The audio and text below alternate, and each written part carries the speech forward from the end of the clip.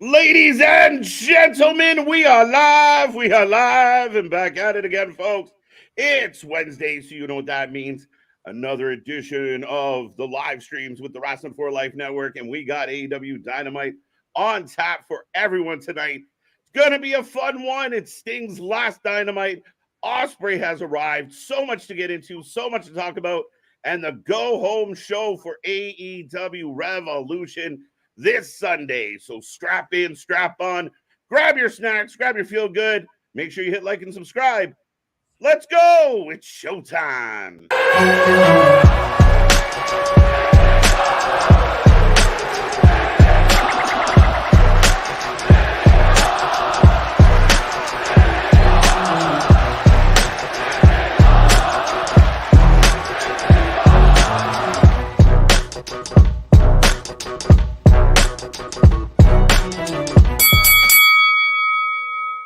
Ding, ding, ding. We're live and back at it again, folks. Like I said, we are the Wrestling for Life Network. This is another live stream. We're looking forward to all the action we have. I know the cards are changing. We're going to talk all about it.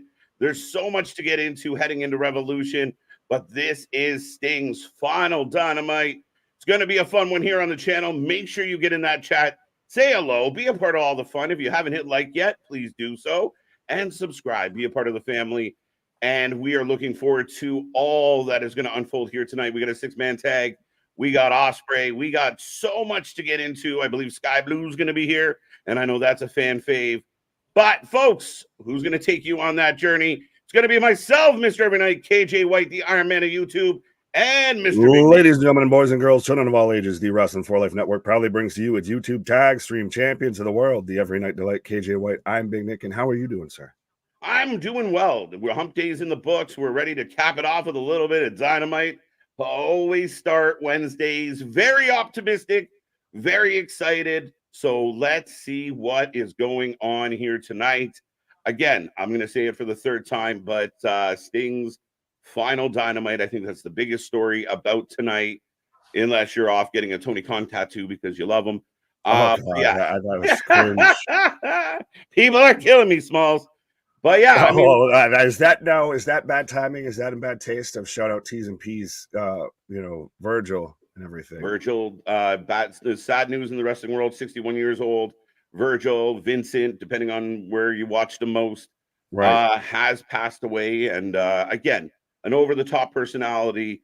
I still remember being a kid. I think it was 91 Royal Rumble when he dropped the belt. The $1 million belt. He was supposed to hand it to Ted DiBiase, and instead he dropped it. His big turn of "I've had enough." And right. I remember as a kid being like, "Oh my God, he did it!" So yeah, no, very, very sad. But the wrestling world has lost someone. So T's and P's to anybody and everybody connected with Mr. Virgil, and I hope he's resting in peace. Absolutely, former NWO member and. One thing about the man, you can't knock the man's hustle post-wrestling career. You can't knock the man's hustle. Well, and I did see that kind of going around on the internet a little bit today of like a lot of people kind of bagged on the guy, and then the news comes out and then the tune kind of changes a little, but that's, 2024 and social media for you. Yeah, well, do we want to talk about the other thing going around on social media with Miss Maxine? Oh, I'm ready for this one. I've been thinking about this one all day, and I think I might ruffle a little feathers with my opinion on this. Well, I'm surprised. I'm actually kind of I'm not surprised, but I'm glad that I think agree. But here's the thing. So if you guys don't know, there was a house show. WWE ran a WWE live event. Maxine was featured. I don't know what she was in, like a singles match. On her way out, she was receiving heavy boos. She got a lot of people yelling out Maxine sucks. And, you could tell that she was upset by it. But Rhea Ripley, Chelsea Green, a bunch of people have come to her aid. And we've recently seen this with other wrestling talent. And I hate to say this to anybody who's listening right now, but we pay our hard-earned money to go to the shows.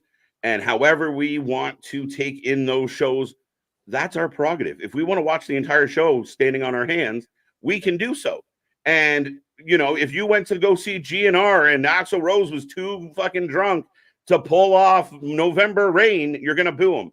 My Leafs got booed off the ice the other night for letting in 4 goals in a period and playing like garbage.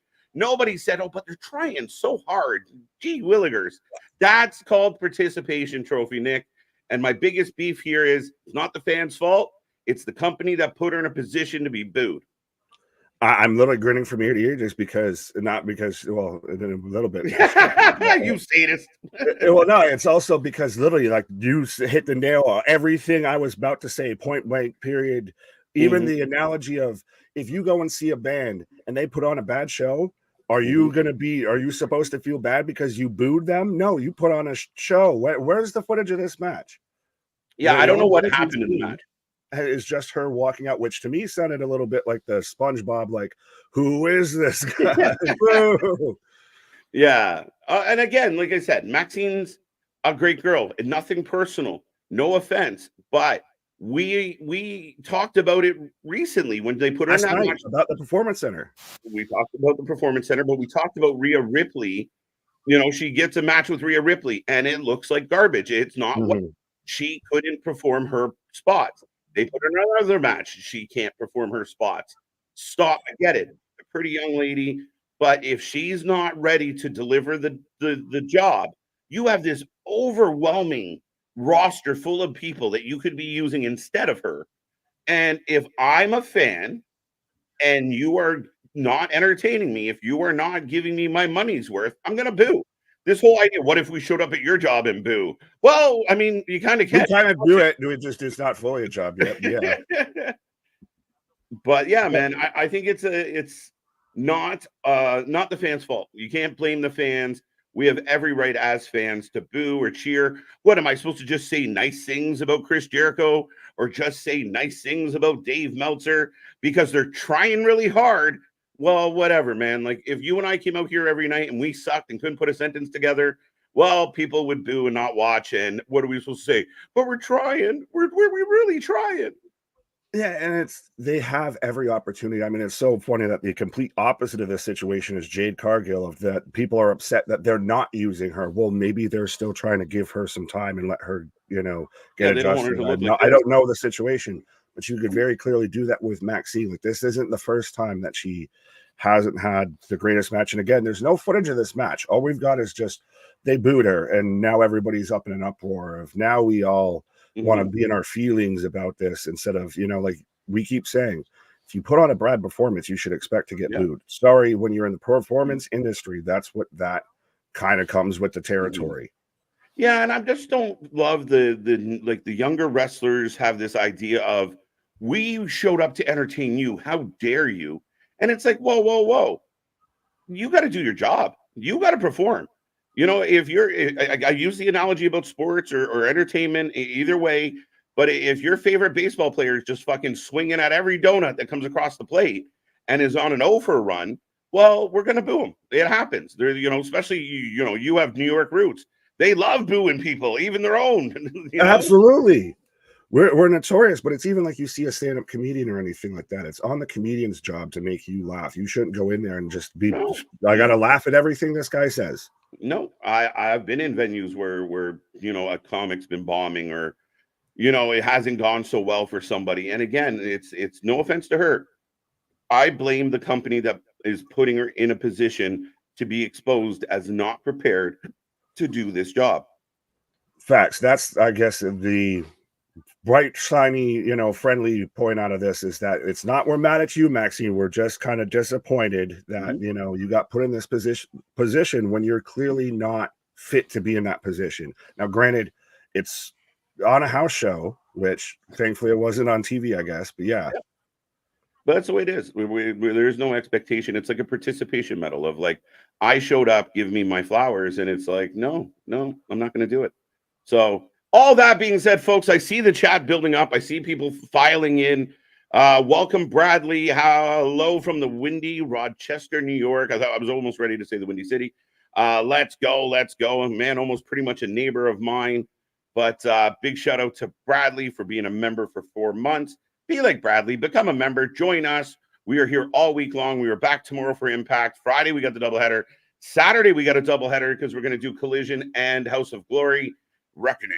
And then Sunday, we have of course, AEW Revolution. We will be going live early, as you can see above me, and we're looking forward to it one way or the other. But Nick, breaking hearts everywhere. Speaking of sad stories, the Meat Mania match is no more. I know, tragic, and I did just want to mention shout out Bradley because I got family out that way. But yeah, it broke my heart when Tony Khan put that out. I died a little inside. I cried. I had a moment to myself. But no Meat Mania match. No Meat Mania. Because with multiple wrestlers slated for AEW Revolution's Meat Madness match out, injured, plus shelved by AEW Docs. Wasn't it so far only 3 people? Yeah, can I ask? I was going to say, hold the phone. So which one of those 3's injured? Hobbs, 2 of the Archer, 3? or 2 out of 3 ain't bad. In this case, it is. Yeah, like literally multiple people. So at least 2 of the 3 people are not prepared. Well, maybe you shouldn't have had Sammy Guevara falling on one of them from heaven the other night. He might be feeling a little better. Lance Archer, I think, is healthy, but he was recently, and we watched him at Wrestling Revolver, and we thought he might have got injured in that melee. Maybe. Yeah. Well, and I feel like this match was supposed to have more participants added because more meat. We're only still up to 8 matches on the card yet. Well, 9 now with the one he's about to announce here. If you want to read this tweet, but yeah. But Shell by AEW Docs. I'm temporarily freezing the bout until they're clear. Now, is that a meat pun? Because yes, that was a meat pun.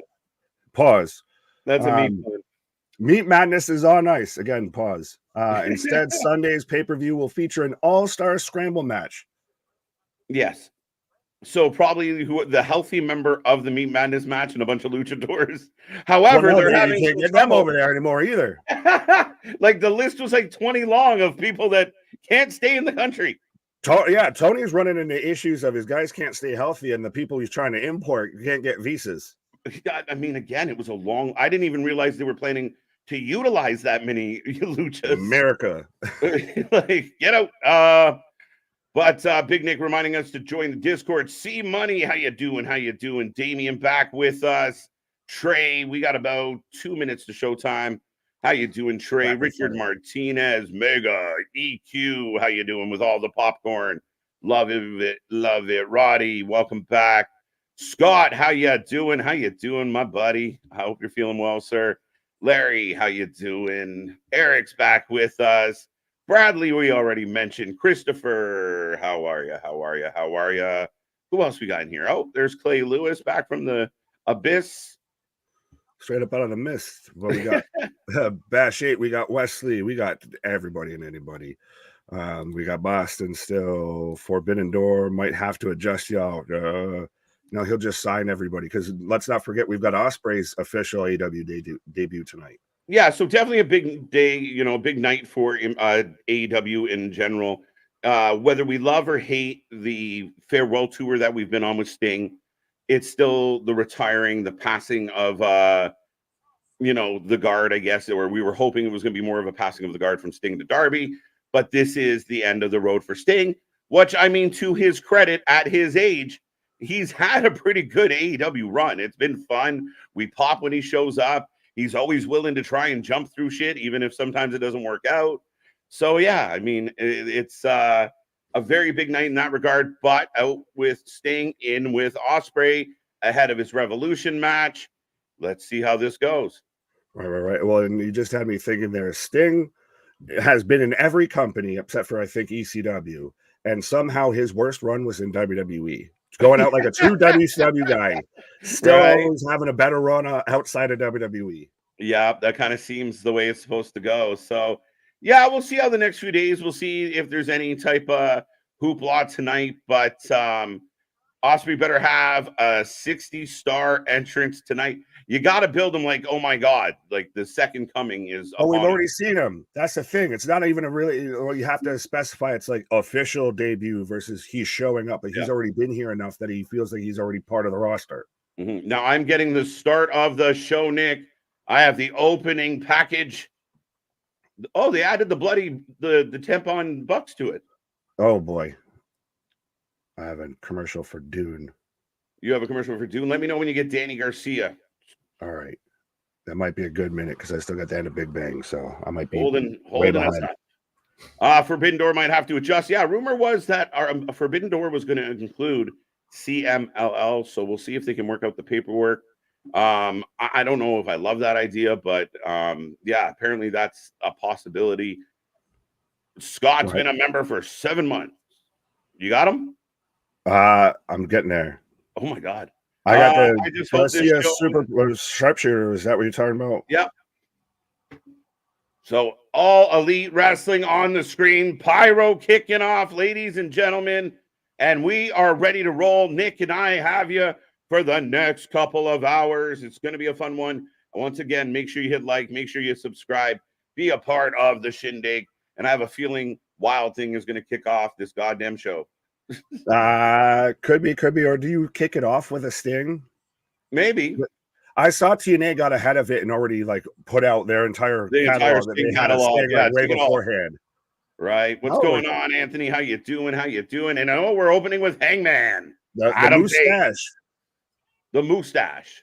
Magnum T Hangman. What's going on? What's going to happen with the AEW tag titles when Sting retires? They will be in the possession of the Young Bucks, Anthony. That is my prediction. That has always been my prediction. Oh, and Hangman with a crutch. Now, see, I think I saw even Jerry Lynn get upset because we already know, allegedly, if SRS is to be believed, unlike Meltzer, that this is a work, that this is a gimmick. So we've already given this angle away. Fair enough, but it really didn't. Like, I don't know. It didn't play. Granted, outside the Smarks, the Smarks know this, I should say. Yeah. Now, Alvarez was like their audience. Broken ankle. So unless Alvarez and Meltzer being on the take as always are just trying to sell it, and this whole crutch thing is a fake situation. Then again, I thought Adam Cole was faking it, and apparently he wasn't. Yeah, you've been hard pressed for Cody with his purple pec and Adam Cole with his ankle, and both times you've been proven steadfast wrong. But you're telling me Alvarez and Meltzer could be wrong at something? You don't say. That hasn't happened. That'd be a funny case. What's up, Nick? How you doing, Mr. Bray? As we get a slight cowboy shit chant. And again, if he's the babyface-ish guy here, then if this is a work, I'm not really getting it, I don't get where the angle, where's the result here? Because if he wasn't going to be in the match, you didn't have to put him in the match. Yeah, fair enough. Hangman is a dork. Paige is faking like Randy Orton did years ago. Randy Orton is still faking. That's what his job is. Literally, gimmicked on Elimination Chamber there the whole match. All right. I don't know what I'm more excited for tonight, Ospreay or the fact that I don't have to see Ava. You've created a whole base there. I have. Follow me, people. I will take you to the promised land. We will take you past the naval seas. Well, let's see if Hangman won't be in the Revolution match. I don't wish injury on anyone, but I always wanted this to be a one-on-one match. So, Joe Wright, what up? I like this stuff from EQ. Let's get the likes up, folks. Hands in the middle. Community on 3. 1, 2, 3. Community. Oh, man's got his own pyro. Did you beat Cody Rhodes? Did he still have his pyro budget? It only did it the one time. Well, we only had enough budget for one pyro shot. The McIntyre pyro. We couldn't afford it all. Right. Did you blow out your eardrum? I liked. You better. Right. What's up, J-Boy? What's up, TLD? How can you put a hurt ankle in a shin-high cowboy boot? Facts. That's that cowboy shit. That's what that is. Yeah, just shove her in there. Fuck it.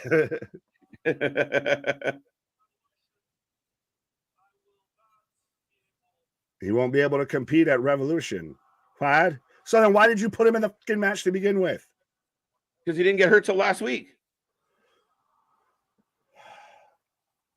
But what does this carry on past this? So this is just so when Swerve beats Joe, this sets up Hangman as his competitor? Maybe. We already could have done that without this fucking angle. I agree. That's from the day one. This has been ill-conceived, my friend. I really think they had the opportunity to, You know, Swerve versus Joe, straight up, no side, no frills, no nothing. You threw in Hook, you threw in Page. You didn't need all this side stuff. Just Swerve, let Swerve be the superstar. Let Just Swerve be the around pure. the side stuff. That's it, right? Let Swerve be the pure babyface against a bully heel Samoa Joe. That's what I want. I swerve when I cry. Lady B, what up? Squared Circle Oracle is the best you're gonna get out of me. What up? Villain. There we go. But to an extent, can we at least agree that Swerve and Hangman is still, even though it's been shoehorned in this match, the only rivalry that AEW has currently going? Like, it's their best because it's the only one they have going. It is good, but it's the only one they got. The fans. Yeah, no, I agree with you. It's definitely one of their most long-standing valid rivalries. But again, you either got to pay it off and have the people grow from it. You can't just keep it lingering amongst everything else. Right. But I have a feeling that Swerve's going to get hit with a crutch here in a minute. But then doesn't that make Hangman the heel? Well, then again, was it a heel turn of him denying him going the extra time? And this is the a little bit. turn. That's the confusing part of all this, right? Swerve does heel shit, but he's getting the most cheers out of anybody in the company. Him and Nana should just literally. I make the comparable between Swerve and Jey Uso. Like, you don't have everybody yeeting in the building, going nuts, and then he comes out and acts like a heel. You ride that. So if everyone's swerving, you ride the swerve. But is it just drift? At this point, is he exactly a true heel, or is it more of just? But you should lean into that baby face. But I mean, if he just, I think his character that he is has got him over. So it'd be don't go like full true baby face off of Roman. But that's the problem with this company is there is no true heels and baby faces. There are not enough of them. BCC is not a true heel or baby face. Daniel Bryan's kind of a baby face, but he's spitting on everybody. Here's Joe, by the way. Speaking of spitting, we got Joe. What's up, Rio? How you doing? How you doing? How you doing? Roddy, good to see ya. Bama Beard's back in the house. What up? What up? What up? JV with the only positive result of the horse shit Adam Page being kayfabe hurt is to turn him heel. Otherwise, unless he is really hurt, it makes no sense for him to be a face and have a work injury. I kind of get what you're saying. It's kind of my point. Is you got to draw some lines, right? Like, people will always cheer for Joe, but he is presented and he carries himself like a heel. He is a bully. He's a villain. He's not trying to make the crowd pop. They just happen to love him enough to respect him. Yeah, but it still is a little bit like you said right there, of that there is no clear divided line. Like, even with MJF is a prime example. Outside of when he was truly despicable, MJF, he was the only one that had a clear defined line. BCC flip flops. Yeah, and that was more the times than the go ahead. Yeah, I was just gonna say that was the best MJF was when he was that hard edge heel. Pause. Who is Atlantis Jr.? He's fighting Chris Jericho tonight. Every time I saw that, and you brought this upon us, sir. You spoke that evil there because you were mentioning Chris Jericho the other night. But just do something else. Do something else. The T-Pain. Right. Do something else, please. Wow, mic drop from Joe.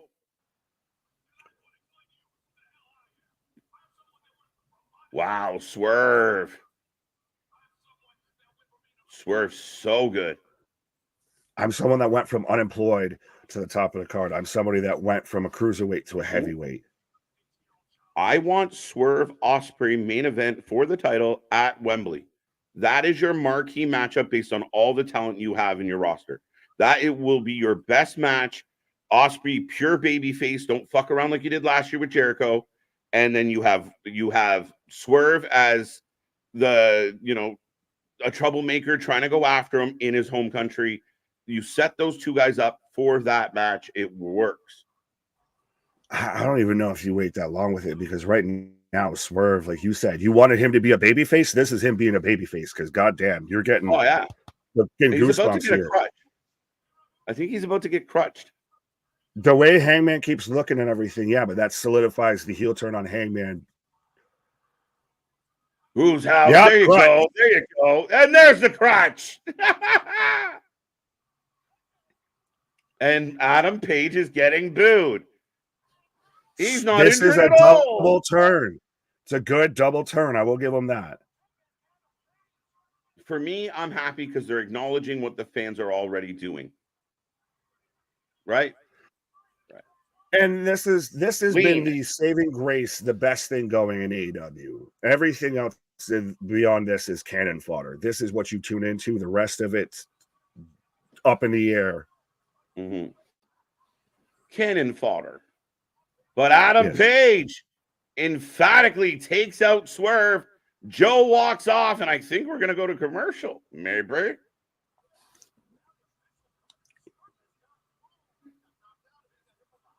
You ever got knocked out by getting hit in your back? Normally, it's the back of your head, not like your actual back. There you go. There you go. Swerve out fucking cold right now, folks. He ain't moving a muscle. And we got Random OC versus Nick Wayne. Again, it's random is the key word here. It should be OC? Garcia. Yeah. Well, Garcia OC's fighting. Nick Wayne. Yeah, like we should have some tie-in somewhere. I don't know how we're doing it. Watch Page hit Swerve, called it. Trio. Yeah, you got that one. Poncho Joe, Swerve hitting nerves. Swerve did really good there. Freebird back saying, wow, this good shit. It was pretty good, other than when people say things are predictable. This one plays a little predictable, but it's good. It's the best way to do this. If Hangman wasn't going to be out, you give him this moment, though a little late in the programming, but I'll take it. Wait, remember we can't boo people anymore or anything. Remember with like the Maxi rule, you can't say anything negative. So that was the greatest thing ever to happen in pro wrestling. But no, it was actually good. It was good. It was very good. It'll probably be, unfortunately, the best thing on the card, and it just started the show. And here are the Bucks. One black, one pink. Pepto-Bismol. Pepto-Bismol. Nausea, heartburn, indigestion, upset stomach is everything that the Bucks will give you. Right. We're following them into the building here tonight. Well, what is this woman wearing? I don't know if she's fighting Aquaman or going hunting. She's wearing very similar last week with blue, but it's like this chapped short look. I'm okay with it. Her top looks like brought to you from the Mossy Oak line. Highlight pink. Renee looking good. Swerve awesome on the mic. Swerve is a star. Swerve is the one guy that I can think of that the WWE let slip through their fingers and has gone on to do better, substantially better since heading elsewhere. He's their biggest glaring fumble because he still has so much time on that career clock. Yeah. It's only the beginning. Yeah, he's in his upward trajectory. He's killing it. Oh, we got the white bats. So they're going to give Sting an exit interview. Come watch what we're going to do to Sting. I'm sorry, peeps. I really want to get behind this, but I can't take these fucking guys serious at all. I can't do it. Can't do it. Can't do it. Can't do it. Won't have it. We blame KJ Jericho doing this spite you.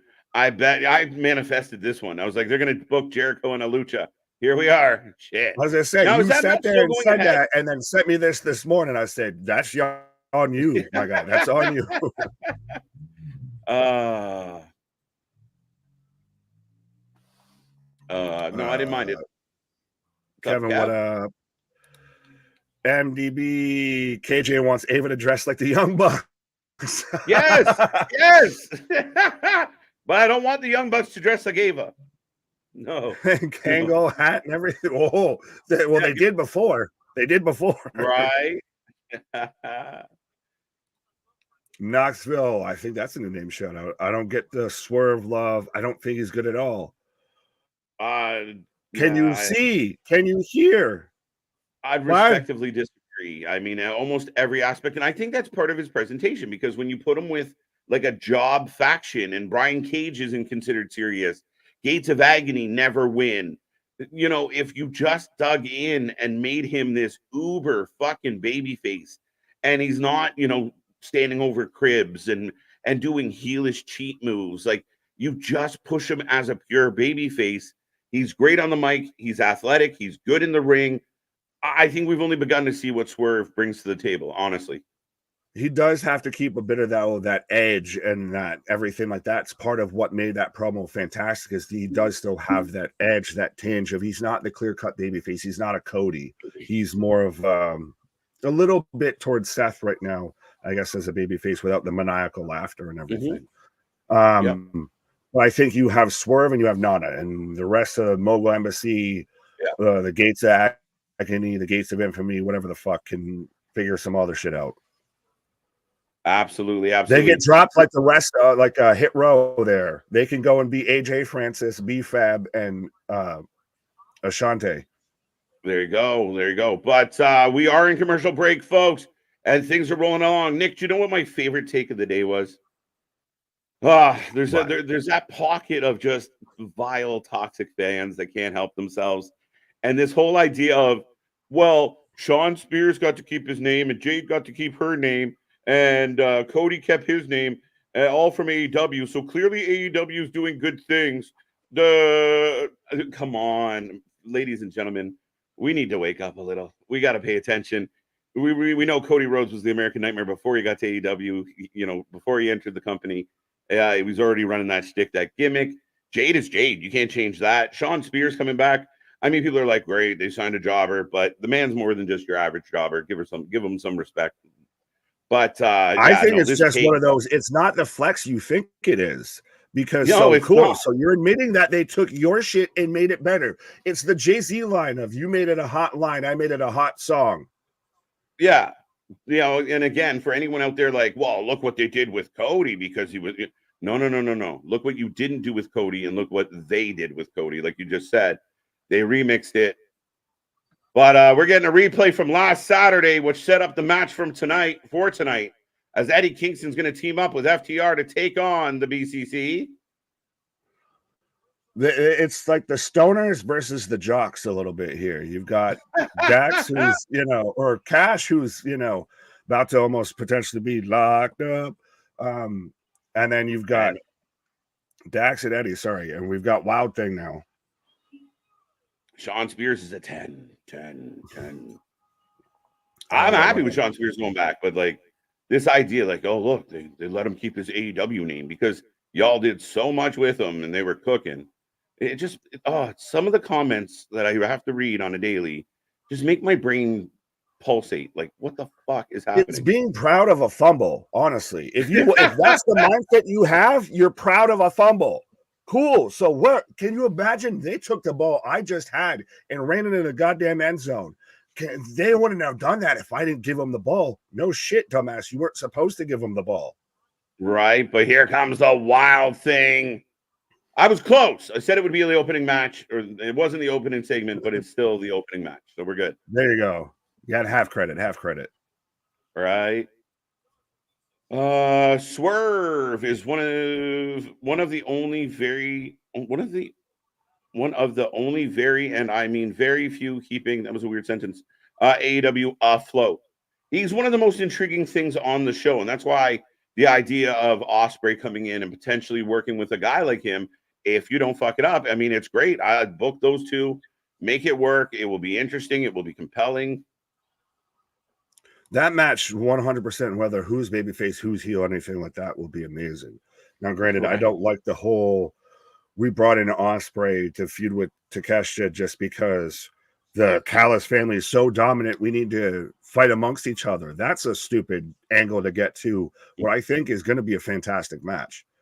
Oh, yeah, outstanding match. And I'm waiting for some brawls and stuff to happen tonight because that's generally the go-home show is we have a brawl, which adds to the card.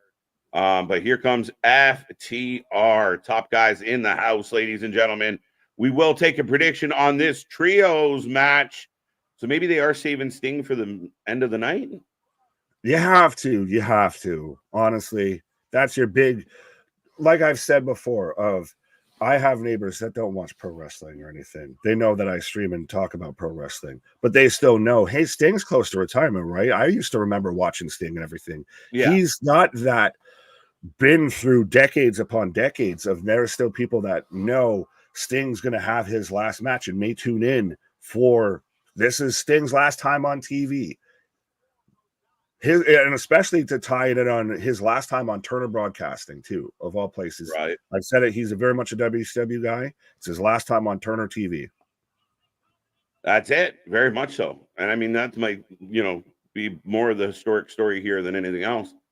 Right. You're not a Eddie pirate. 3 belt. Not a cowboy. What? Eddie 3 belt. The Gates are better than Swerve's old crew. Oh, 100%. I give you that. Are you guys going to do a predictions video for Sunday's Revolution pay-per-view? We just may. We'll see if the timing allows it for it. But the bright side is we will be here all week long to talk about some of our predictions and thoughts. And this Saturday is our 2-year celebration. So tune into that one. It's going to be a fun one. And it's only fitting that on our 2-year anniversary, we're watching 2 shows and we're watching AEW and an independent show just to prove that nobody watches and covers more live wrestling than we do. Facts. Brian Pillman didn't get the key. His name didn't get the. He chose not to, actually. Oh, keep. Yeah, I mean, he wanted to do, homage to his sister and whatnot. So, ding, ding, we are off and running between Bryan and Eddie to start this one off. Wheeler Useless is injured at the moment. Wasn't Cody in charge of his AEW run? Hey, that actually strengthens my argument, Freebird, of I'm not sure exactly what you were getting at, but to my point is you can't give AEW credit for Cody, who's now the biggest babyface in the entire industry. Right. Period. And so now we're to Claudio and Eddie because Danielson tagged out right away because we're setting up for the match between Eddie and Danielson at Revolution. Absolutely. Oh, shoulder block off the Brett rope. What's up, Rapunzel? Rapunzel. Eddie is good. Bums can fight. Yeah, there's a whole series called Bum Fights that we grew up with. Right? 2 years, boys. Hit that like and subscribe if you haven't already. Not being paid for this. Sean, we appreciate that love. But yeah, if you're new here, hit like, hit subscribe. If you're feeling real generous, hit share. Anywhere you know people are talking about wrestling, drop our link. Get them over here because, again, it's the most fun you can have while watching wrestling. And absolutely, it's free. It costs you nothing, but it means the world to us. And it does nothing but help us grow and help us get to the point to where this is the job. To where we actually might be getting paid for this. Getting close. Right. The 3 belts are so dumb. I agree. Nick, how do you feel?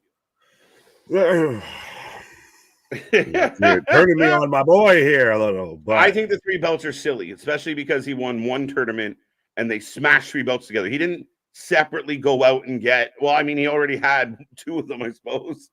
This is like the Tony Khan really liked Japanese wrestling or is afraid of Eddie Kingston because this has been Eddie Kingston's like playground right now of we'll get Akiyama and, get every Japanese wrestler from all Japan and everything to come in. And I'll have, I can sit there and do the same poses as, Kazawa and everything like that. Like, what the fuck are we doing here? Yeah, not wrong. As we got when Eddie was a guy that we thought at one point could be a world champ, and now he's just got every mid-card world championship. Yeah, and again, they're meaningless, to be honest. No offense. But Moxley and Cash exchanging blows. One potential convict and the one who looks like he should be a convict. Why no wrestlers come out vaping? I don't know about your country, but my country wouldn't allow that on the TV programming. Fair.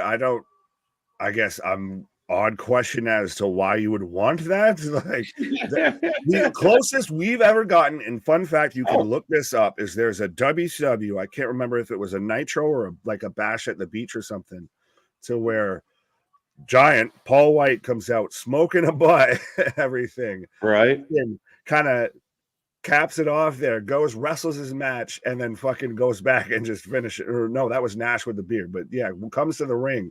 Paul White came to the ring smoking a butt. Yeah, right?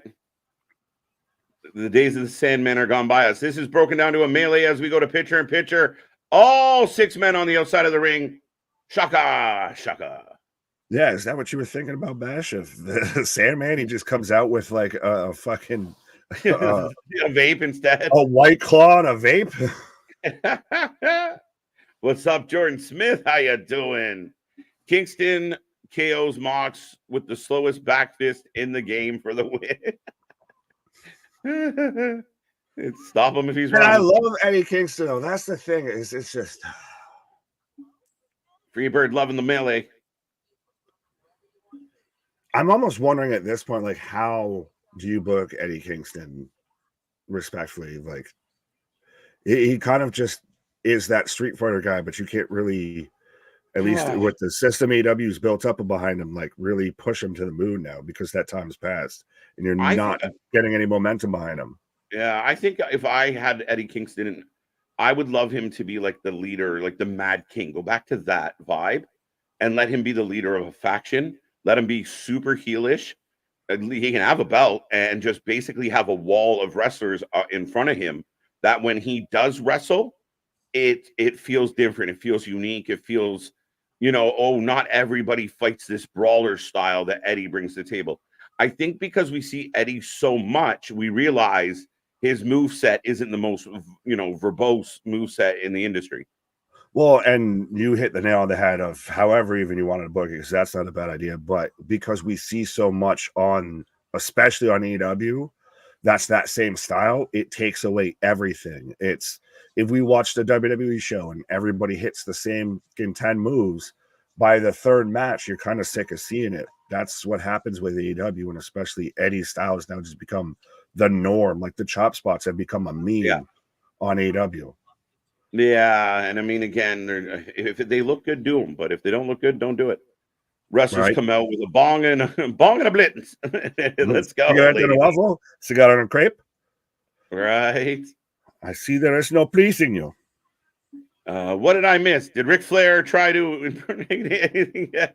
Not yet. It's early. We haven't woo-inged anybody. Yeah, he is not wooing.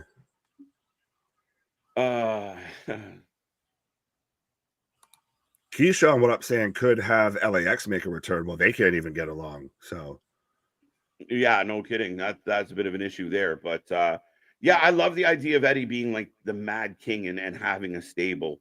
And you have to get, like, if you want to get to Eddie, you got to get through his stable, and they run amok. They don't listen. Like a modern day 2024 NWO that doesn't give a shit about the company. You even have segments backstage where they're pulling like the headset off Tony Khan and giving him a noogie. Like, but does really Eddie not work unless it feels like there's something personal? Like he's one of those guys that he either has to tug at your fucking heartstrings and everything, or they're like, he's not a guy that you, I guess, could see as, I don't know about like the whole faction of we're going to take over and that's what I want to do is take over the show. He seems like a guy of no, just you wronged me before, so now's my chance to make this right, to get back on like this is my block. That attitude, that vibe, right? Rough Riders, Ride or Die, like that kind of vibe that he plays with. And I think he's naturally a heel. He has been from the beginning of, the first time we ever saw him on AEW. His past career, a lot of time spent heel vibes, right? Yeah, he tugs on the heartstrings, but I think we're so far removed from that like heartfelt story that's where we're at now as BCC in control.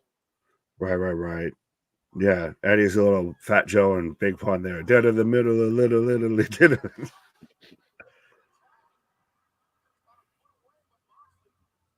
Oh, Claudio holding up. Casio gets dropped down. Oh, Hurricane Rana on to Moxley. There you go. Cash Wheeler reminding everyone that he's deceivingly athletic. Come on, Dax, lay those fucking punches in there, buddy. As Dax on fire off the hot tag. Has there been a resurgence of mustaches in pro wrestling? I feel Yes. between the Young Bucks, Dax, Hangman, especially in the AEW locker room. There's Simon Gotch in TNA. There's a resurgence of mustaches in pro wrestling. Definitely. We even talked about your stash yesterday. I don't know how you managed to like. This isn't like a lawnmower simulator or something. I can't magically grow this part more than the rest of the beard. It all grows together. It all grows together. Where is Tony Nese? Last time I heard Tony Nese's name, he was wallowing in the pits that are Ring of Honor. Right. Wow, nice Tiger Driver. Gets kicked in the face by Daniel. I like how we're denying and delaying the whole payoff between Danielson and Eddie, though, still. I guess, but this is where I get conflicted because, like, Bryan's kind of a heel, kind of not a heel. Like, I don't know. It's so confusing, but they're all acting like heels right now. Danielson to me is the most current, like, consistent heel. The little prick that he is, yeah. And I like that Danielson best. Yeah. Tony is fighting the black belt squirrels in Long Island. Vicious karate. What? Well, we talked about Fat Joe and Big Pun. Now we've got ODB out here. There you go. The pits of Ring of Honor. As we got another sloppy melee at the side of the ring.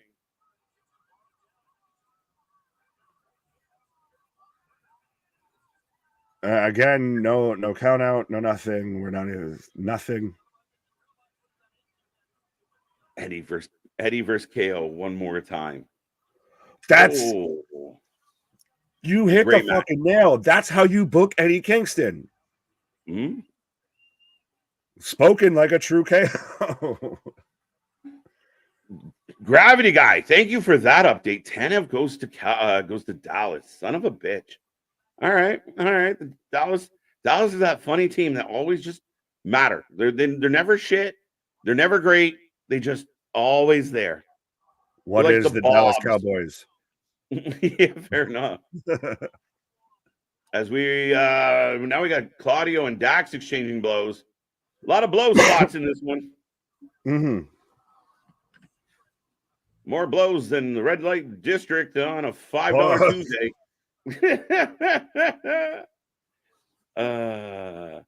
I'm in pain watching Moxley. I'm about to tap out. We're in the second time now throughout this match of going into picture-in-picture. Yeah, rolling along. If this goes a time limit draw, I'm going to be disappointed in everybody. Is there a time limit draw in a 6-person match? Nobody knows at this point. Nobody knows. Sure.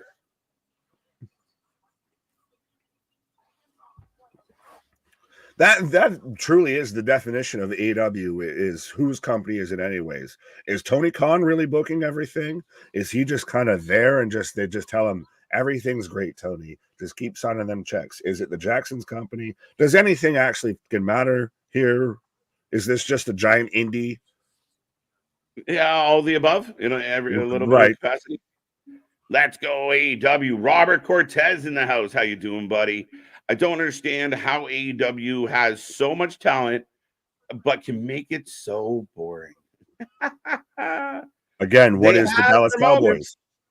What is the Dallas Cowboys? Yeah, I mean, again, this one's tricky because it's the utilization of your talent and again, bringing stuff together.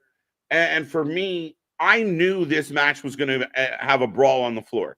I knew this match was going to have chop spots that were heavy. Again, it becomes predictable and it becomes a little repetitive because you don't mix it up. Have a few matches that don't leave the ring. Have a few. Then when you leave the ring, you're, oh shit, there they go. Yeah, there is no variety. There is no, for everybody that says, oh, there's so much variety. No, it's just all bad. It's all the same wrestlers just wrestling. Like there's different wrestlers just wrestling the same match. Yeah, I mean, again, it's the rinse and repeat. And I think there's a little bit of a lack of cohesion for sure. But not, I mean, again, it is what it is. They do have good elements. I thought last week was a better show than we've been getting. This week's off to a decent start. I didn't mind the opening segment. Again, I think where you get a little disinterested in is you kind of know how it's going to play out. So that becomes a little predictable. Like if anybody was like, oh my God, I can't believe Hangman did that, you're probably not, coloring inside the line. But I mean, this match, not bad match. It's been long. I'm kind of, anyone else feeling a little over this match? But because it's felt like the same notes throughout the whole match. It's, oh, that was not the one I wanted to click on, but shout out JV. Freebird, predictable is everywhere in social media. People call the WWE pay-per-view predictable with the wins. I would argue the same thing happens in AEW, guys. And we've talked about the predictability. I don't expect a surprise ending to everything because then it's not a surprise. And the certain people are supposed to win. And I would argue, go back through the last few AEW cards and find me, oh my God, I can't believe this person won. It hasn't existed. So the fallacy is one company's doing it and the other's not. That's just complete and utter bullshit. They both do it because the key people are supposed to be over and probably get the wins. Rhea was not going to lose going into Mania. Drew McIntyre being a front runner, but it's how you get there, how you tell the story. Do you create doubt? I don't fault AEW for having outcomes that I know are coming. I fault them for having matches that I can predict exactly how they're going to play out because you do everything the same. Right. It's one of those, we don't have to watch the match and we can probably still tell you what's happening right now in the match. That's the thing, is really. That's it. And again, we start every week. We're optimistic. We want this to go well. It's rolling. I mean, a decent start to this. I find this match a little long and a little bit meh right now. Well, and that Irrevincible is saying AEW is just lifeless. That's 100% how you could describe this match right now. Is the biggest thing with WWE. And even if you don't want to sit there and say, if you are fully in the Meltzer camp of they don't get 5-star matches, this, that, and the third, whatever the fuck, go ahead, stroke yourself off with an observer, fucking right, for all I care. But they have you hook, line, and sinker on the stories. They have you invested on everything feels believable and why I should be invested. Big tag to Eddie. And here we go. A big run back in. And forth. Yeah. So again, this is where we're talking about how you put a match together. Eddie gets a hot tag. He should be coming in blazing.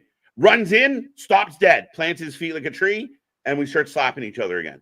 Like, this would be more exciting if the other 3 guys that were tagged in didn't do it too. Nice exploder, though. But every moment right there of every moment that should be carrying that momentum and hit to the big spot and the big high spot and hits the exploder there and does this and hits the spinning back fist there, and that's the payoff versus big hot tag and then a spot that slows everything down. Moxley with a big clothesline. Eddie sells it though. But fuck, and then again, go ahead. Oh, another just exchange of punches. Hockey fight. Well, I like this from Malik saying, KJ, Nick, and everyone in the chat, please don't get mad when I say this, but this will be the first time I ever seen Will Ospreay in a match. Well, see, unlike the rest of the IWC, you're good. We'll teach you. That's awesome. I hope you enjoy him. He's phenomenal. We'll do what AEW doesn't do and learn you. Oh, the old Cesaro Tyson Kidd finish, the swing into the drop kick. Oh my God, Eddie's dead. He's in every. Dax breaks it up because Danielson hit the sliding knee onto him halfway through the swing, and then we did the swing into the fucking pile driver. Yeah. What's up, John? And I just feel like, again, this rivalry started 2 weeks ago. The fans in the building are chanting, "This is awesome." I would chant, "This is okay." This is mid. Up next, Will Ospreay in the building. Up next, Bulldog. 1, Eddie, 2. who should not be moving. Yeah, the guy who's taken all of the moves.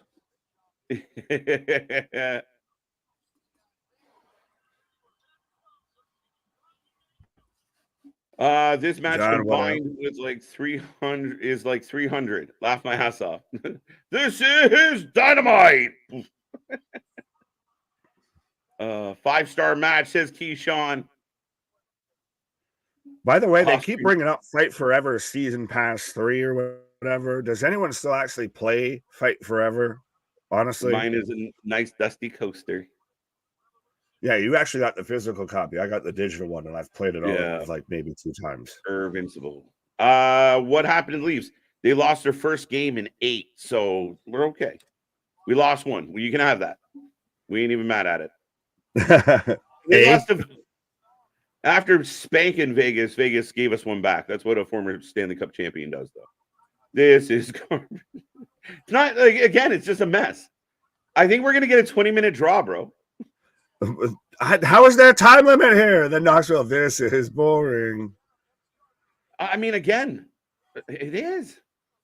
Well, and again, who's the legal man? Legal man syndrome. I don't know anymore right now. This is a mugging. Like, everything's at a standstill right now. Moxley was fake holding a choke for the last 30 seconds.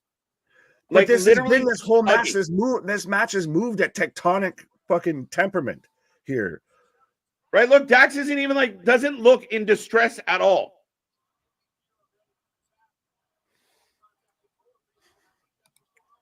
Oh, we talked about this. Look, here's a perfect example. Hands, touching everybody hands, up, everyone holding hands, reaching out, touching me, touching you.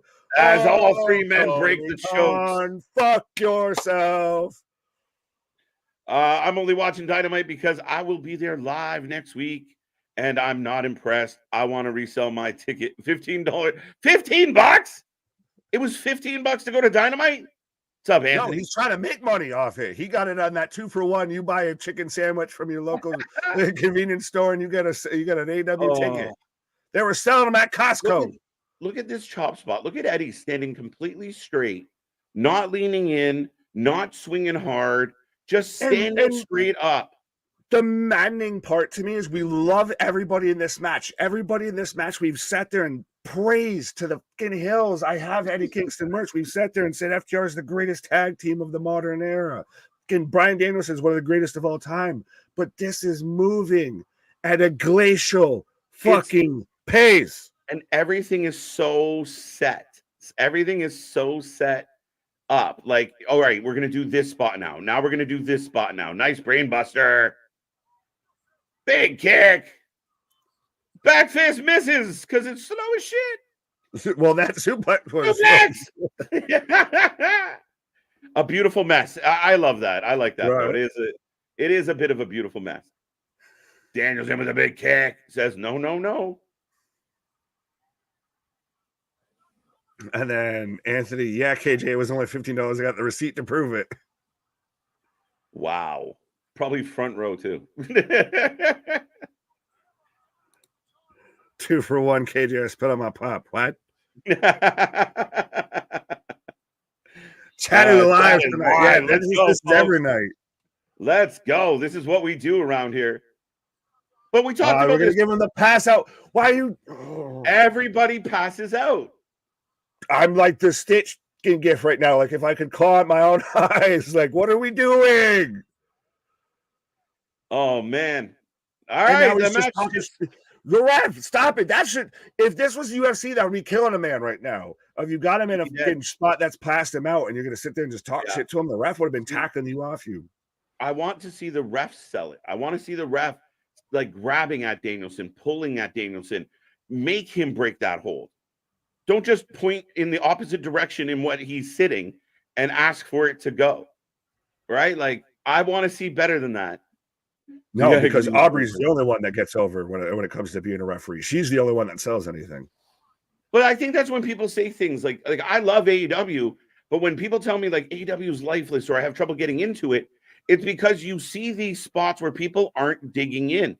And going back to my original point of like Randy Orton had us convinced he broke his back for 40 minutes on Saturday. Oh my God, is he okay?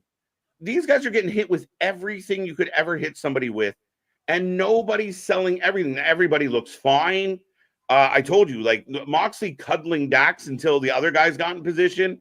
That shit bothers me. Eddie's standing upright and clapping a man's chest with no lean, with no sell to it.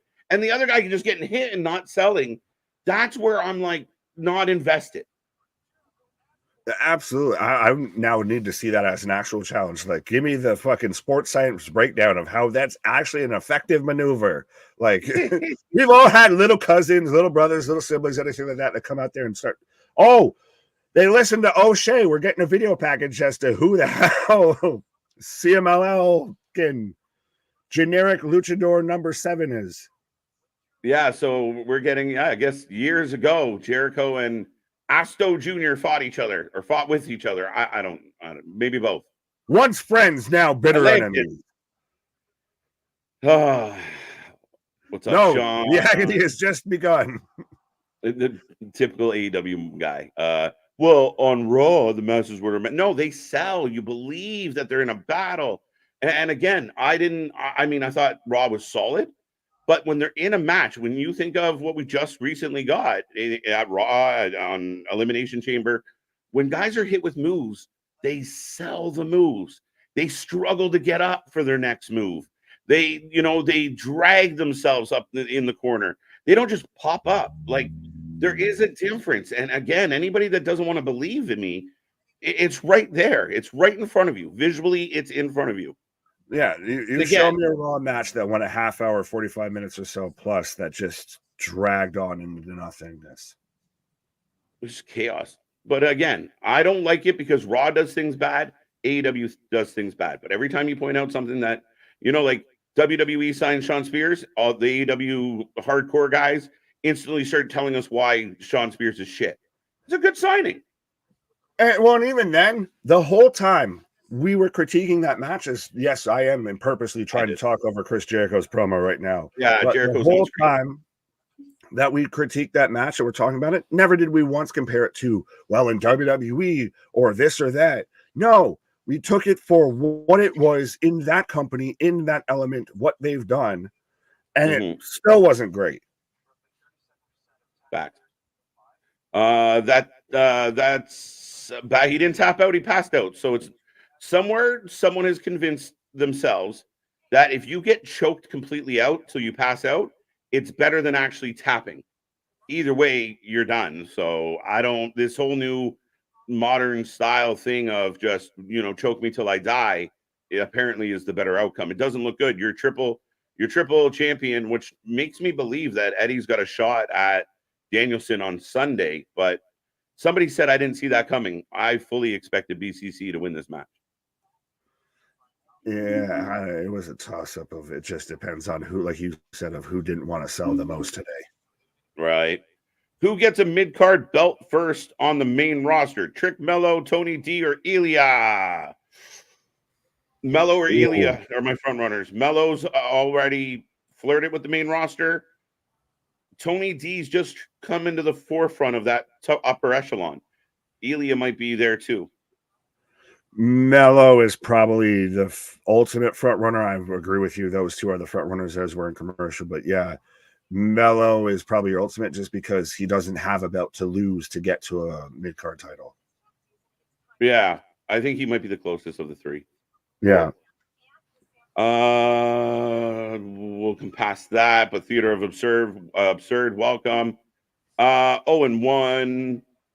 So are people here to hate watch AEW? No, I'm a fan of AEW, but I'm being honest about what they just presented to me. And again, you and I have had this conversation, Rio, of it's not hate watching, to be honest. And there's big chunks of that match that were fucking abysmal. And I get it. There was some false finishes. So the fans in the building, this is awesome. They almost pinned them. Again, been there, done that. I'm personally disappointed with that match. It was a mess. It was slow. I know I'm not here on all the Wednesdays, so I kind of hate this comment a little bit extra here because it ties into even like what we were talking about earlier with the Maxine and everything with that. Yeah. When did being critical become you hate something? Facts. When did we get so fucking soft that no one can actually take any sort of critical advice or anything like that? Of, hey, here's what you could do better next time. Or, hey, you want to really get to the next level? You really want to improve your shit? This is how you do it. Fucking feedback is what it goes on in daily life, whether it's at your job, you get relationships with people, in sports, everything like that. So why the fuck in pro wrestling do we want to like just turn a blind eye and just know you're hating it? You're a bad faith, whatever the fuck. It's like being in prison and you got to accept the food of like, this is good. Consider, this is the best meal we've had this month. Yeah, we can't just be happy for everything we're force fed. We are back from commercial break. We are about to get Will Ospreay. And I will say this to be on a positive spin, AEW using old Jericho footage is exactly what we've asked them to do. Is just have them tell us why we should give a little bit of a shit about the match that's booked in front of us. And they did that. So I'll give them kudos. This happens to be Jericho in a lucha, but whatever. That's the thing. We're not mad that they showed the footage. We're mad that it's Jericho in the footage. Like Rio's with us, though. He agrees with that one. Right. So we got the Billy Goat, Will Ospreay coming out right now. Interesting. Bruv. You what, bruv? I'm checking out his entrance, trying to figure out if he kept his usual music. Well, I like this still a little interesting tie, and I saw this floating around of how Omega initially mentioned how Ospreay would have to fill his shoes in New Japan, and now it seems like Ospreay's having to fill Omega's shoes in AEW here. Right. No, I'm excited for this. Will Ospreay is in the building, ladies and gentlemen. We'll see what he has to say. We know he will be taking on Takeshita Sunday. And again, as much as we don't really like how we got to that conclusion, at the end of the day, it's going to be a fucking barn burner of a match. I'm all for this match. I can't wait to see Ospreay versus Takeshita Sunday. Oh, absolutely. Fantastic match. Terrible storyline getting there, but a fantastic match. Mm-hmm. Paul becoming a member for 3 months. Shout out. Yo. Hey, yo. How many people came here to watch AEW Dynamite? And how many people came here to watch the wrestling for live? How many people just came here for me? What?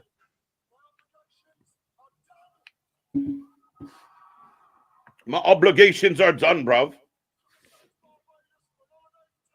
Yeah, Jericho was a lucha, had ties with New Japan, had ties in Mexico. Jericho, to his credit, has a Hall of Fame career. He really does. I'm only mad at the leech that he's become over the last 3 years. Yeah, it's like it's watching a player that had a Hall of Fame career, but then like in the twilight of their career, they go and have a shit run with some ass team.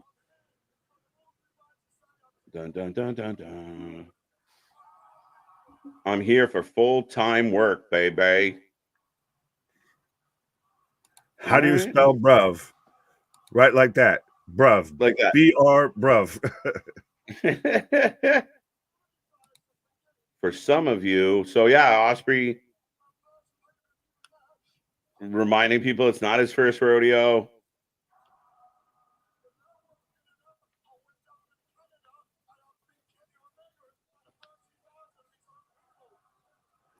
So interesting enough, though, again, they're still giving you a run through of he's cutting a promo on everything that, hey, in case you aren't up to speed, we're up to speed. Hey, we got the pyro budget again there. Tony Khan's dug between the couch cushions.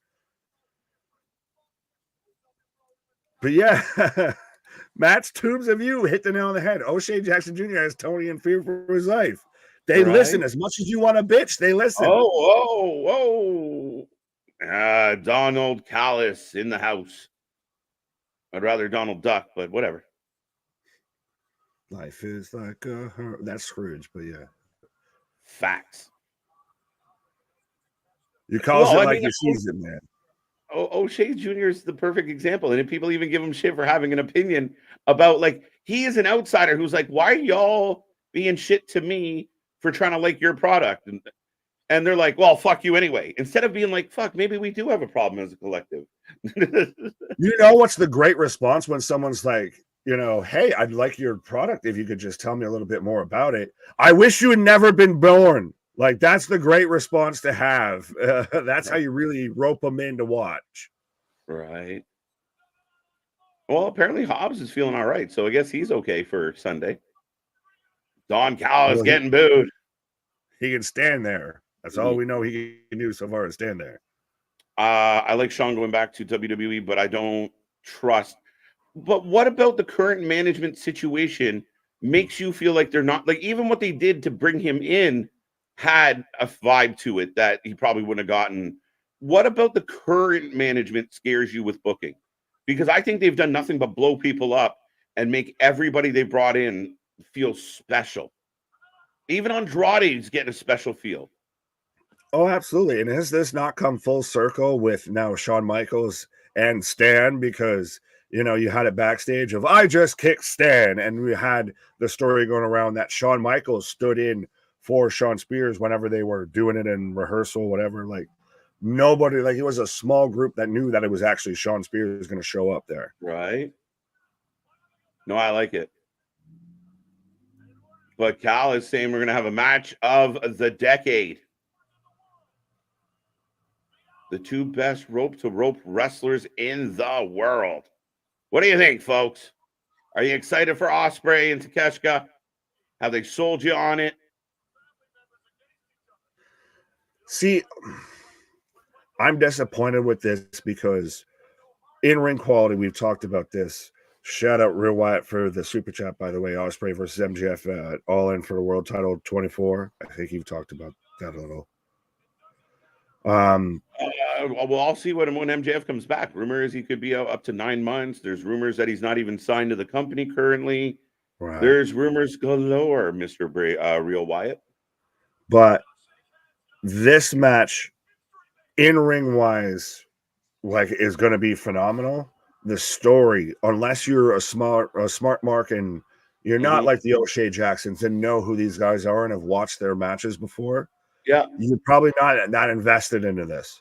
Yeah. Now, Don does a pretty good job here saying, you know, I know we're family, but it's like, you know, Jordan taking on Pippen. It's like, you know, I mean, I give Don a little bit of credit for trying to sell us on, yeah, we were on the same team, but now we're getting a long, aggressive handshake. I'd like Ospreay to cut loose on a promo, though, right now. Give us a little Ospreay flair. You know, give Don some shit. As we're getting a big Ospreay chant here. I had no idea that Takeshita was actually taller than Ospreay. Yeah, he's a big dude, man. Like, he is excellent. He really is. He's got a lot of the attributes you want in an up and coming wrestler. He's their blue chip of a blue chip. Everyone fist pounding and shaking hands. Like, he's shaking the hands with the biggest dick in the company. Well, like, is that literally or booking wise? Because both ways. Man is Don Fallis, so yeah, he looks like a fucking hot dog with the nose. But I want a little more piss and vinegar here. Like, I want Ospreay to turn on Don and say, "How dare you have the bollocks to challenge me, bruv?" And give it to him. Dig in, and then have a little bit of an edge to this. Everyone's shaking hands and high-fiving like, we're just gonna have a good one. Yes, mate. I want a little more. Yeah, you needed that. You thought I was just a transition. You thought because, you know, you guy couldn't take on Kenny Omega so that you could just have him take on Kenny Omega light. Well, I've been hearing that my whole career, you bruv. Just go into that whole angle of, like, you thought I was a stepping stone to get him over. Yeah. What the? Super kick me. Really? Why? Make it stop. Oh shit! You're live? Like, it's so. Yo, Eddie's gonna shoot. Eddie's gonna shoot beat up a Jackson. Cringe. Eddie looks like he's gonna, like, literally shoot beat up one of these Jacksons right now. Literally, I bet you he wasn't told this was going to happen because I bet you we've got random cameraman that's hard in the frame here. Yeah, why is there? Well, that's the Young Bucks camera guy that's following them everywhere. This is.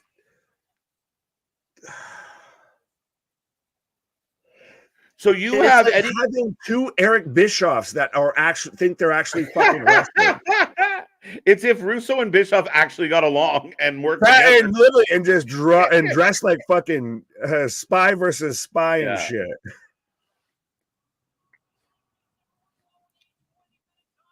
Oh, we got another bout coming up. Not sure which one.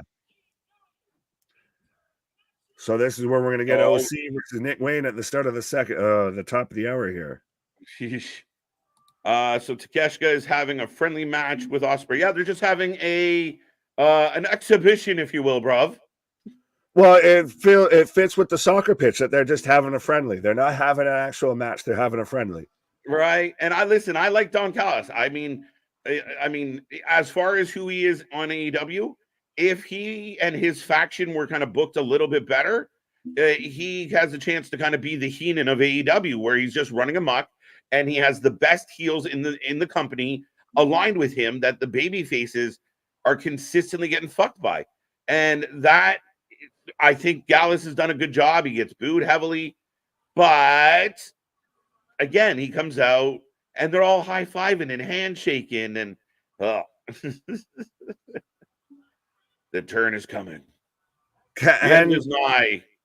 The end is nigh. The end is nigh. Time to run away. The end is nigh. But have we just started to reach the end of factions in AEW? Because we, for the longest time, had faction warfare of everybody had factions. We still kind of have a little bit of everybody's involved in a faction. But are we reaching that point? Like, we don't want the Mogul Embassy anymore. We want Swerve and Nana. What if we just get Takeshita and Callis? Because Hobbs isn't doing much. Kyle Fletcher. Why? I don't think I've ever heard Nick Wayne's entrance music before. Sorry. It looks like Machine Gun Kelly coming out right now. Interesting. Christian is my father. Oh, there they are. There they are. I spoke too soon. Holy fuck. The Tony Khan paychecks are paying off for this lady. Something fierce.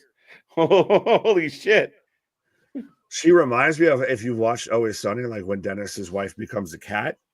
I think this woman might become a cat. Like,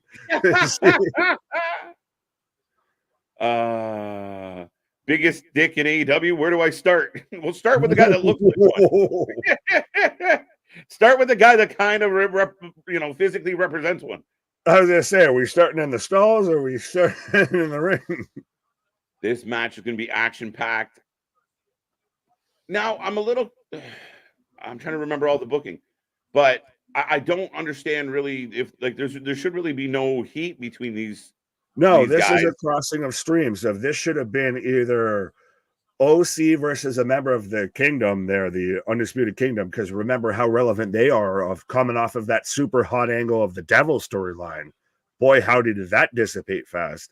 And then you got Could you imagine Daniel Garcia filling in for Edge and all of that. So we are supposed to be getting Christian versus Garcia at the pay-per-view. So we should theoretically be getting Garcia versus Nick Wayne tonight.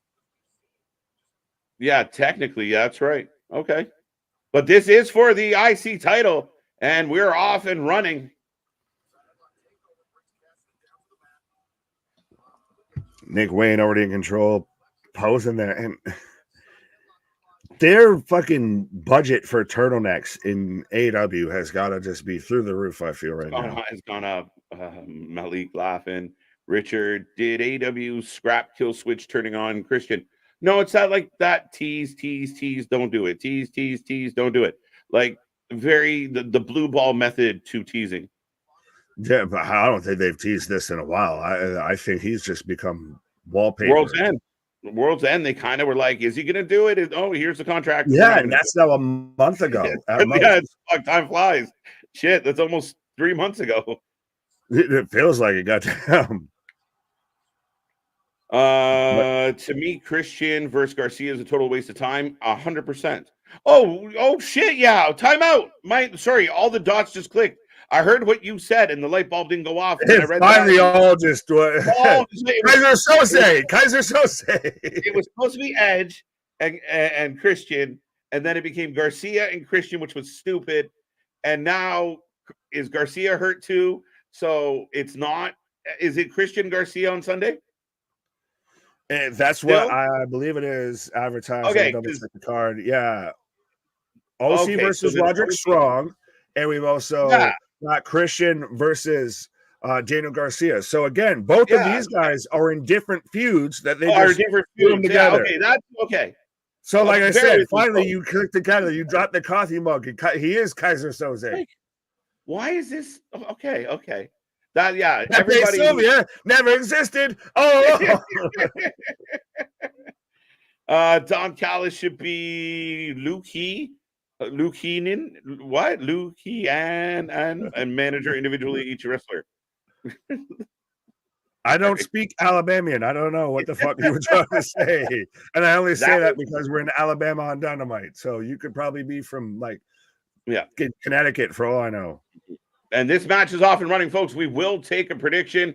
Do you got OC or Nick Wayne as OC goes for a roll? Yeah.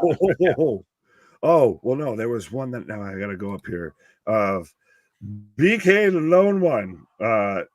Sup, guys? I kicked it from alive for saying that Shinsuke Nakamura can't cut a promo. Well, we'll never do that. Well, we'll at least put you in the timeout box if you get, a little too aggressive here. But yeah, no. He didn't get kicked out of our live for that. I'm sorry. Well, no, that's why he's coming here. He's out in the wrestling utopia. He's out of the woods. He's out of the light. You can say whatever you want in this channel. Just keep the gloves above the waist. And then, unless you're trolling or wasting our time, you're friends to us. We want to hear all the opinions. Shinsuke can't cut a promo in English. They found a way to work around that. And he's cutting wicked promos in Japanese, though. The subtitles are a blessing. For those out there who struggle to read, they might not like a Shinsuke promo. I will admit that.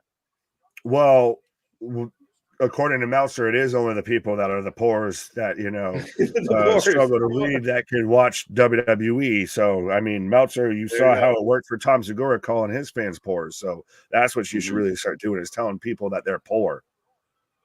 Yeah. OC for the win. OC for the win. Yeah, it makes sense. Oh, Christian dumping OC.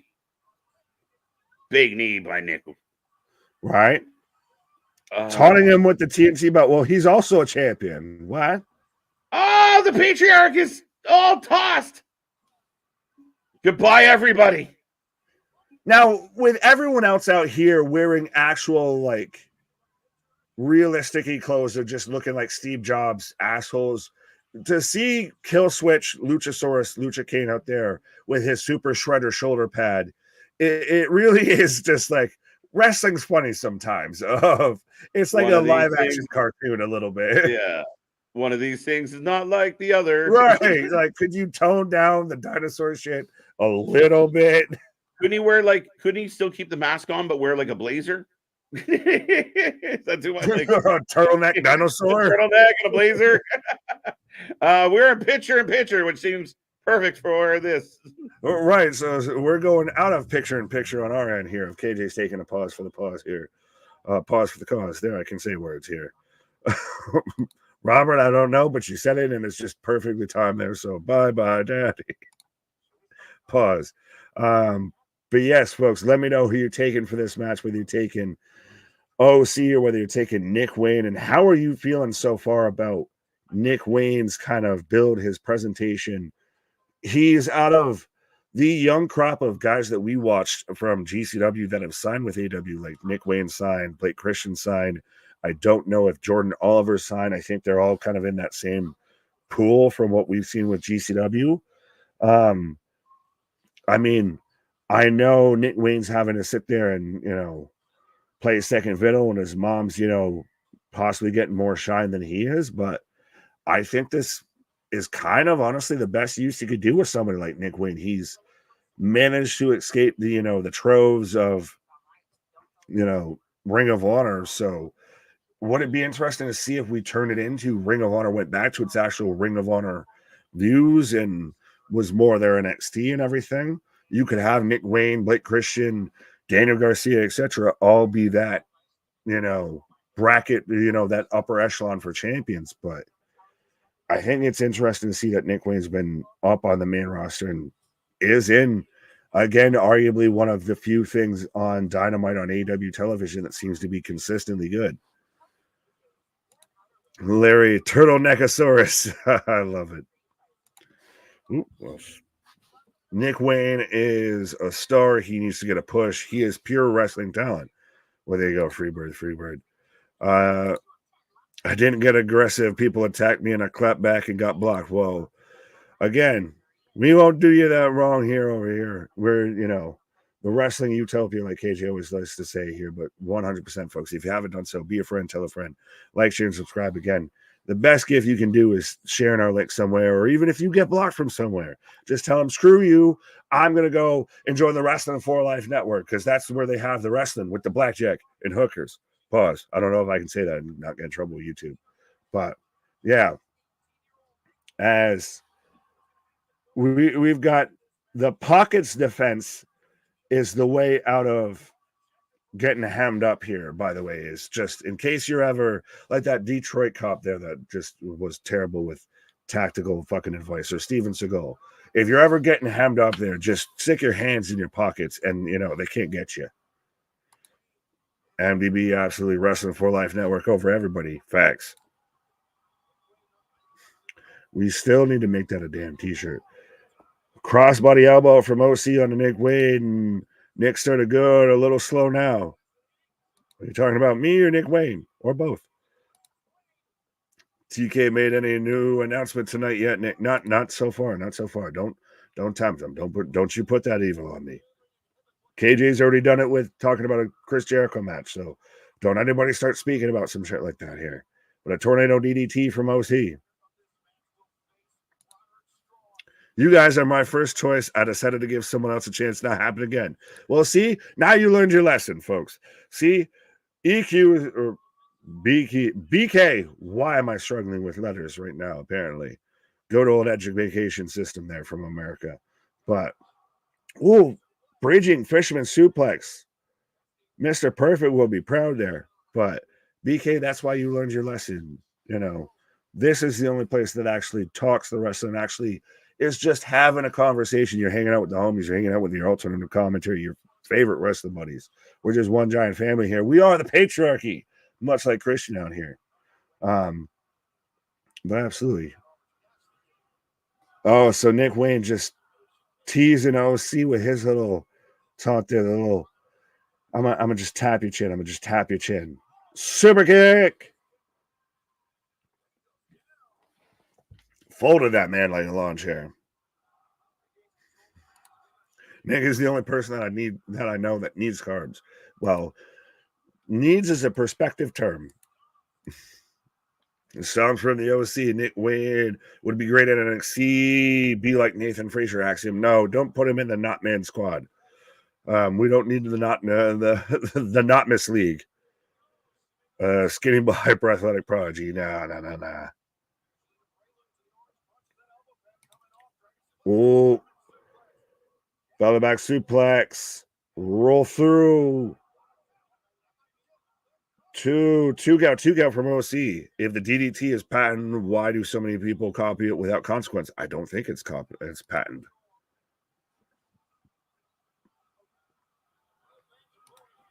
Back in about, gotta take the dog out. Why? Man's out here dropping bars.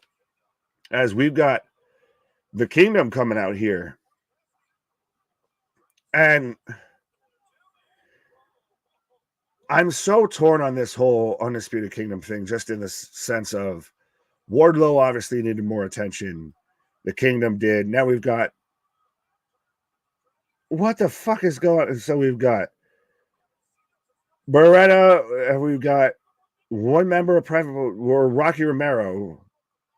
So yeah, Beretta, who I thought was going heel, as now we've got the ring buckle off, or the ring pad off. We've got Garcia at ringside, Superman punch.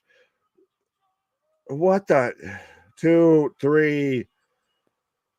How you be? Okay. Again, it started off so good and just fell off the tracks at such a fucking pace. Oh, as Roddy jumping OC, wailing on him. The villains all get kicked from ringside, but they open the door to allow all the baby faces to help. This feel I get on one hand the crossover tie-in of baby faces and heels and all of this or whatever the fucking third, but this feels like we're setting up for like an 8-person tag match instead of 2 singles matches. Yeah. Well, yeah, OC gets the win as expected. Captain OC with a W. And we continue to roll along here, folks. Yeah, it was a little, again, it's usually the baby face doesn't outnumber the heel, right? To help the baby face get a W. He just gets a W. Well, and even then, of still just the layers of you were crossing streams already here, and now you've got those stories now getting intertwined with the other stories, and just why are we doing all of this? Why are we putting the red wire with the blue wire when we know that those don't work together? Well, like the Ghostbusters say, never cross streams. Well, right.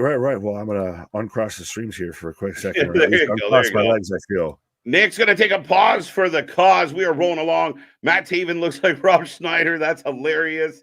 Wishing for an XPW invasion. I don't wish for that at all, Matt. I think that'd be more chaos than anybody could handle. Kind of when Cole says vintage origin. Okay. I don't know what that is. It's cool. But yeah, we are in a commercial break. I will take a second to remind everybody we are the channel that just watches more live wrestling than anyone else out here. We got lots coming your way. We're here tomorrow for Impact, TNA Impact. That will be an interesting show. We're here Friday for SmackDown and Rampage. Saturday is our 2-year anniversary, our birthday, if you will. It's going to be a party. We're going to do AEW Collision and House of Glory. Sunday, we are going to take on AEW Revolution. It will be a fun one. The Revolution will be televised. So we thank you for joining us tonight. Make sure you hit like, make sure you hit share, make sure you hit subscribe, and click that little bell so you know when we pop up. We might have breaking news. We might have some original content. We might just surprise you. So you want to know when we are going live, make sure we do it, folks. And nobody does it like we do, even if you think you're out there being wonderful and you're just mimicking. You're not us, and it's pretty. But we are rolling along, and we appreciate everyone here tonight. Interesting Dynamite so far. But I like this. Welcome new subs, Roddy says. So, yes, more new subs have already been talked tonight. New people in the chat. We appreciate it. And again, we are the Wrestling Utopia. There you go. Appreciate that, my friend. As long as everybody keeps it respectful, you get to stick around. We might not always agree. We might have a little battle. The hosts might argue with each other. But at the end of the day, we are just wrestling fans, bringing wrestling fans together and becoming a family. It's wonderful. It's been a fun ride. The 2 years that we've been on, again, it's flown by. It's been outstanding. We just hit 1 million views. We are about to hit 4K subs, and we are looking forward to the next 2 years and beyond for this channel, because we think if we keep going, it's going to be real fun to see where we get to. So thank you for joining us. Thank you for subbing. And remember, we do have the super chats and super stickers. We, unlike a lot of channels, we try and click on every single chat message, but it's becoming very impossible on certain nights. Okay, Orange versus Roderick for the belt. Yes, it's, see, Freebird, that's kind of the vibe. As we have the Bang Bang Scissor Gang.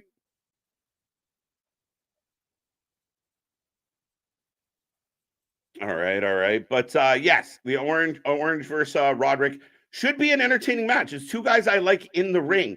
If you keep if we get a match like we just had where everybody's running in and out, it's going to get a little messy, and it might take away from an actually really overachieving match on Sunday. I really am looking forward to Orange versus Roderick.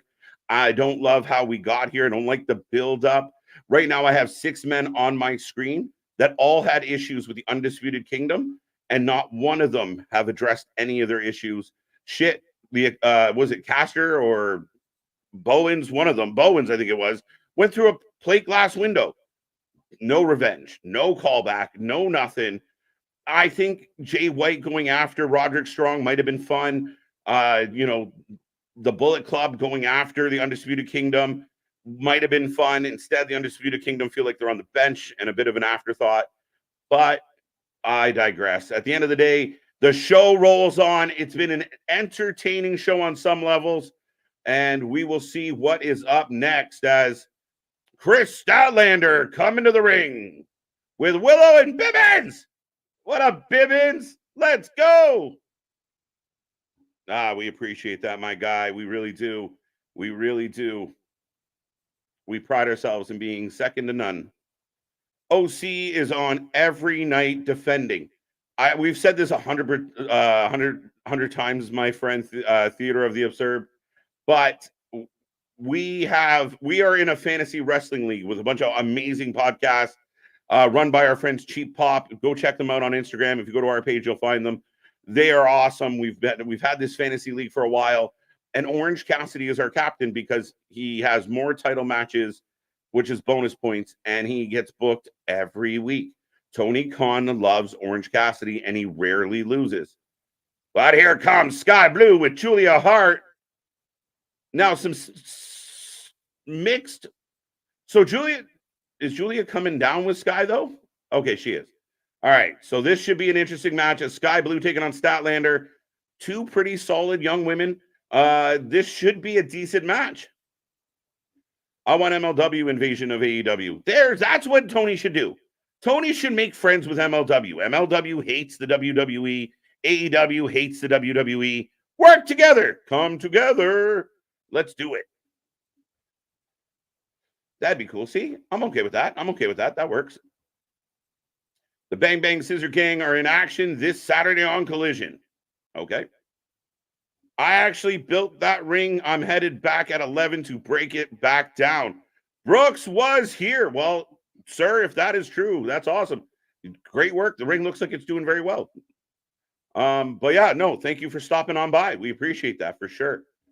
Cake City time. Down, boys. Down, boys. I know we got pretty ladies in the ring. Well, let's go. Let's go. Feel like I've seen this match 200 times. You might have. OC is TK's left. Orange. Freebird feeling it. Definitely. Two very young, attractive superstars. Both have shown upside. Nice.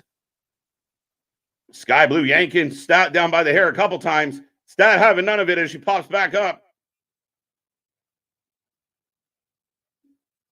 Eventually, I feel like that's what's going to happen, and then you'll have maybe you have a match and merge the trios belts. So there's only one trios belt. Is that wishful thinking? This is the worst super group I've ever seen. I just feel like there's so much more you could do with Jay White and so much more. Like, I keep going back. The first Dynamite after World's End, Jay White came out and cut a solid promo where he was going to kill Adam Cole and anybody associated with them. Thought this was wonderful. And then it just dissipated. It didn't, it went away. It was like disposable toilet paper. It just disappeared in your hand. I don't know what happened. Yeah, you listen, at this point, there's a dozen food companies, including Little Caesars, that owe us some money. But yeah, that's all things that are in the cooking. Sponsorships, partnerships. We've run a couple association deals before. But yeah, stay tuned. We got lots popping. We really do. Greatest story thread unresolved. There you go. Statlander with, just chucking Sky Blue into the crowd as she just made some gentleman's day. Sky Blue for the win. And we go to pitcher in pitcher. Statlander for the win. We do take a prediction on every single match, guys. And we do take a rating out of 10 at the end of the night. So I want to know what the fans out there are thinking. How do you feel about the show? What have you liked about it? What haven't you liked about it? But we will get there as this match rolls on, and I'm getting a Wendy's commercial. So speaking of hashtag not sponsored, there's some companies out there that definitely deserve, should show us some love. Hashtag Pizza Hut, hashtag fucking Domino's, hashtag all the pizza places, apparently. Nobody benefits from an AEW partnership except Tony when he pillages their talent. Well, you would really hope that, we could come together. I know it's wishful thinking. I get it. Just a hypothetical, so I don't want to get that serious about it. At least you have one less turnbuckle. That is true.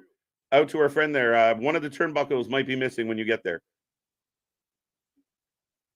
Oh, I missed this one. Before Claudio has a tag team match on Revolution, he goes one-on-one with Ragudo. KJ and Nick on Rampage.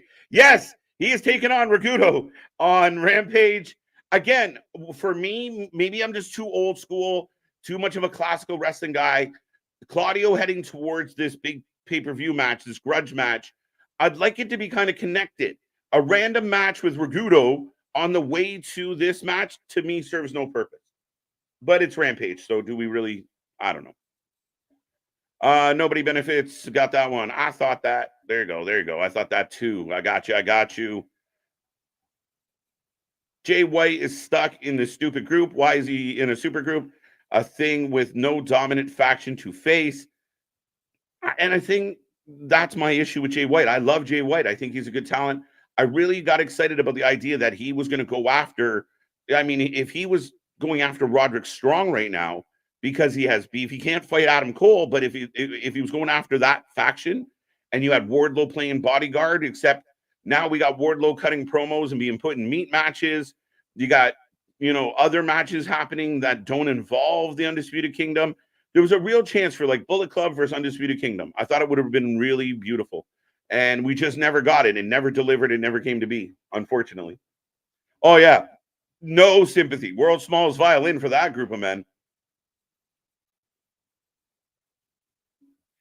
Didn't expect that. Poor Sky. Damn, Statlander reminds me of one of Cinderella's ugly stepsisters. That's not nice. She'd kick your ass. Purple Haze for the win. Harry's shaver joke went over KJ's head. I completely missed the Harry's shaver joke. Did I? Did I click on it at all? All right, it definitely went over my head. Didn't go under my chin, though. That's where it should be. Damn, commercial break, boo-boo. You call me boo-boo or are you booing? I was saying boo earns. Don't call me boo-boo. Wouldn't mind having a woman's... Yeah, no kidding. Nice back elbow as we come out of pitcher and pitcher. KS for the win. Yeah, that crowd spot was definitely planned. It wasn't just random people. You can't do that. I'm sure if we reround it, it's some local enhancement talent or some AEW former dark talent. I don't know. But I'm 100% they didn't do that by accident. At least the Bang Bang Scissor Gang go to war against the Undisputed Kingdom by the time Blood and Guts arrive. Yeah, but Ronan, the problem is when you don't, again, it's like pop-up book storytelling, right? That becomes the issue. Is you need to build the angle. You got to keep the dots relatively connected when you kind of come back around to it. So if you just set it up randomly a week before Blood and Guts, it lacks feel. Good Brothers and AJ to AEW. No, I don't see it happening ever. I really don't. AJ Styles isn't coming here to do this shit. AJ Styles very happy where he is. He's going to retire. From his own words, he's going to retire. Could the Good Brothers leave and come here? Yeah, but they've already had a taste of AEW and didn't stay. So I don't think so. I like what they're doing with the Good Brothers right now with NXT. I think it helps them. It helps NXT. Very curious how that will play out. AJ's in prominent positions. I would be really shocked if either of them ever go back. If anybody, the Good Brothers, maybe. I mean, they do have friends there. AJ is selling, is going to drive off in his minivan right into the sunset, happily a WWE guy. Yeah, for sure. Sky Blue wins. Wow. Big suplex on the apron. Down goes Sky Blue. Julia Hart coming to her aid. And Statlander just rolling off the apron. Bibbin standing at the distance. Who does Claudio face? Ragu, yeah. My man sounds like pasta. Raguni. The Raguni. Watch out for the evil monster, the Raguni.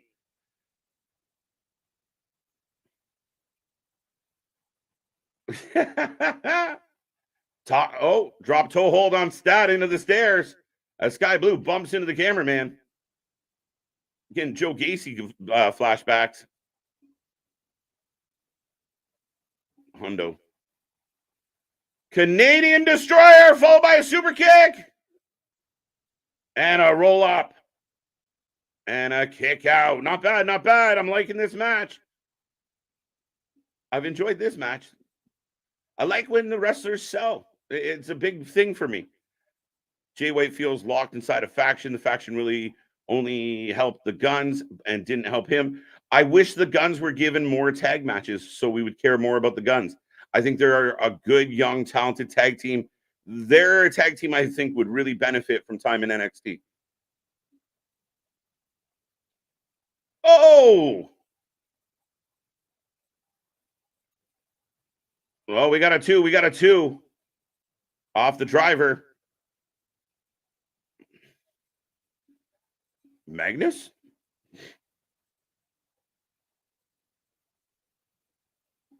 There you go. Technical issue.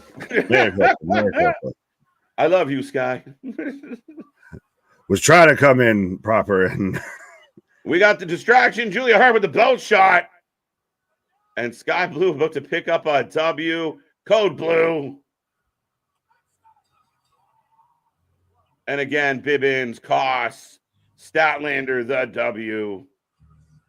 Remember when Statlander was like the hottest woman in wrestling? She just dusted, Jade twice, and we thought she was on to bigger and better things.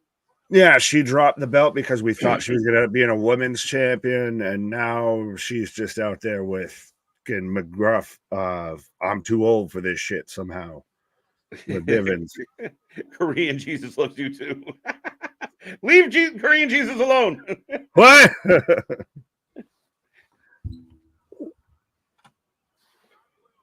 So why isn't Sky Blue in the House of Black? That's a very good question. You think you would anoint her as an official member, being that there's this much working together? But then would she have to be Sky Black? You can't do that during February. You have to wait until March to do that. Maybe. Matt Sydal is facing luchador named Magnus. Yes.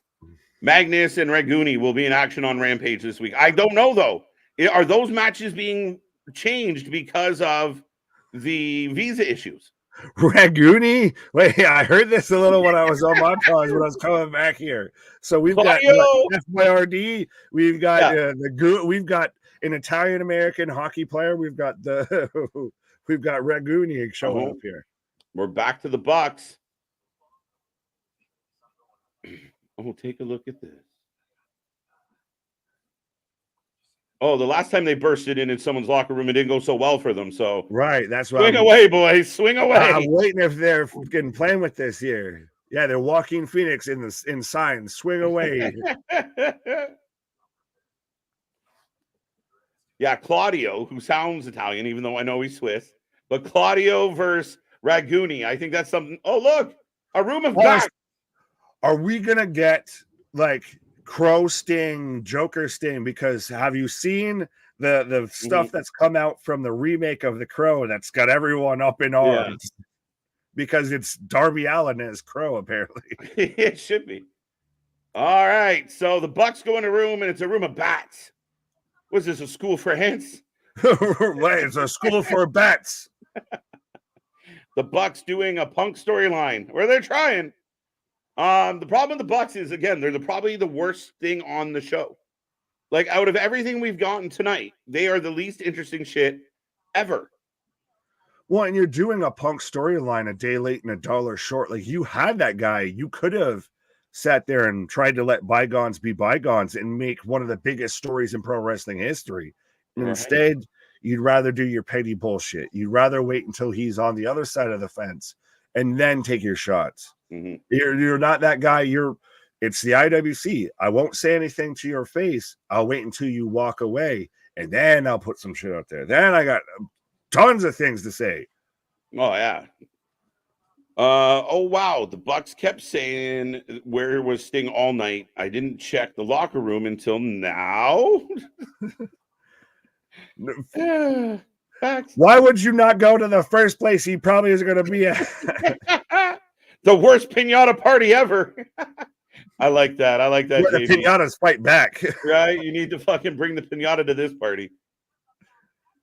The next big AEW event, visa issues. Let me in, it should be called. It'll be hosted on like some yacht out in the middle of fucking nowhere.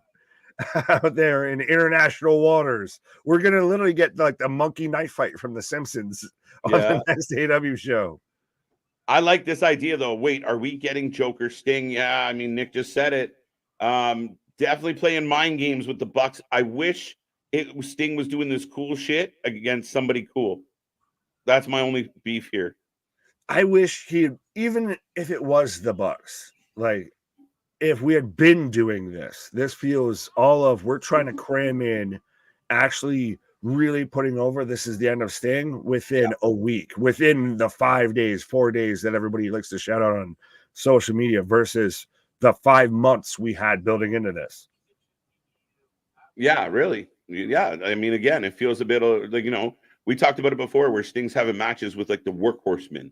Like, I don't know why they were on the farewell tour. We're like, why that was a thing that was happening. You had a lot of time to build and do really cool things with Sting. But here comes Lionheart Chris Jericho.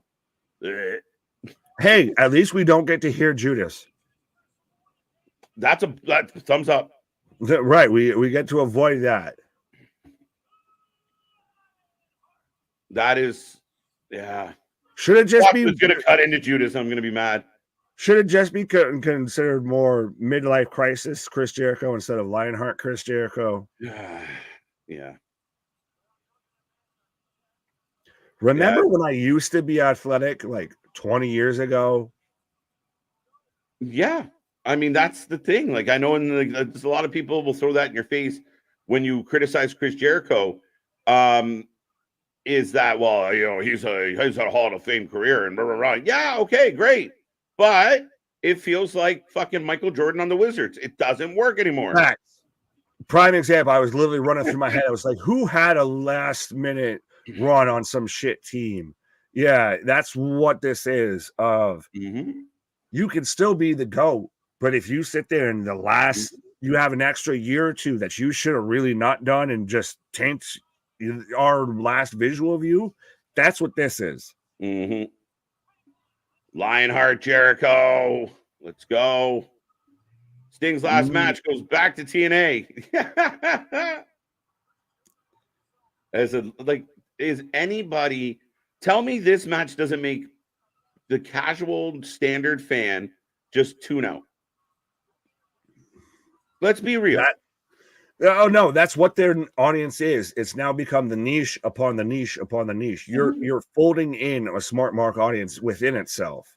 Eventually, that's going to reach its breaking point of you can't fold that any more times because now we're going through the layers of just niche reference. You're like, this is a reference.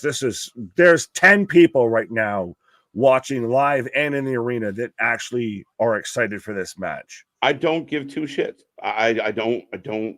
Again, as a wrestling fan, this match means nothing to me. You have a big pay-per-view coming up, and this has no implications to it.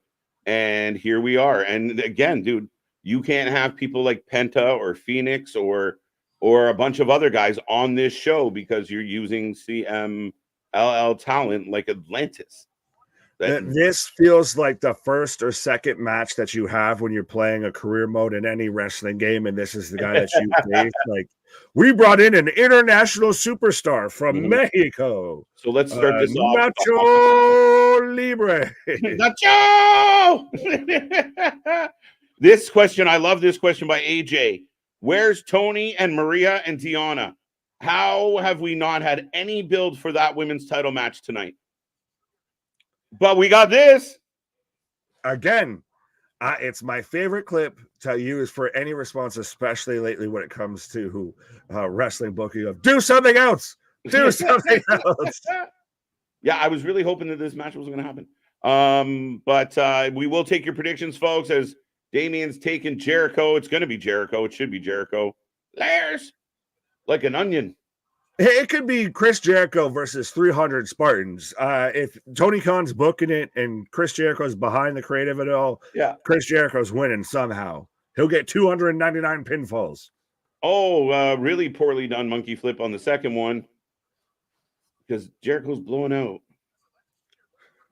We're going for But another he's one. the Yeah, Lionheart, olé, remember. olé. That's because he needs that fucking transplant. He's out there almost on that Triple H level of needs that Yeah, pacemaker. this is more like heart and stroke Jericho. Never mind Lionheart Jericho.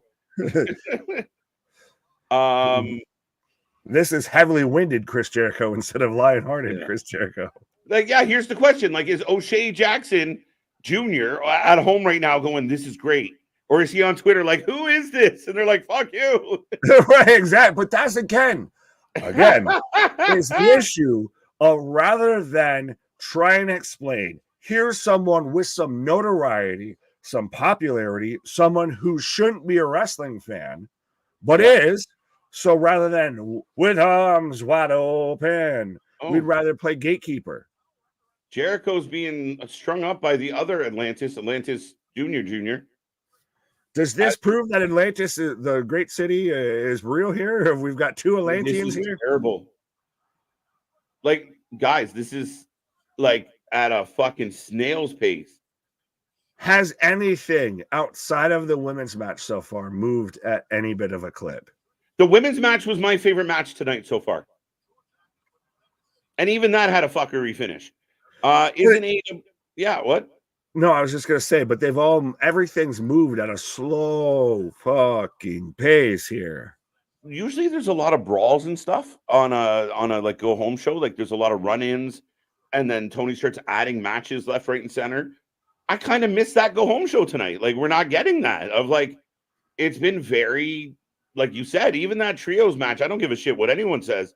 That match had a lot of fucking blemishes, a lot of down spots, a lot of down time. It was weak sauce. It's interesting you want one bad go home show to replace the other bad go home show. But it's because we're moving at a tectonic pace here. Again.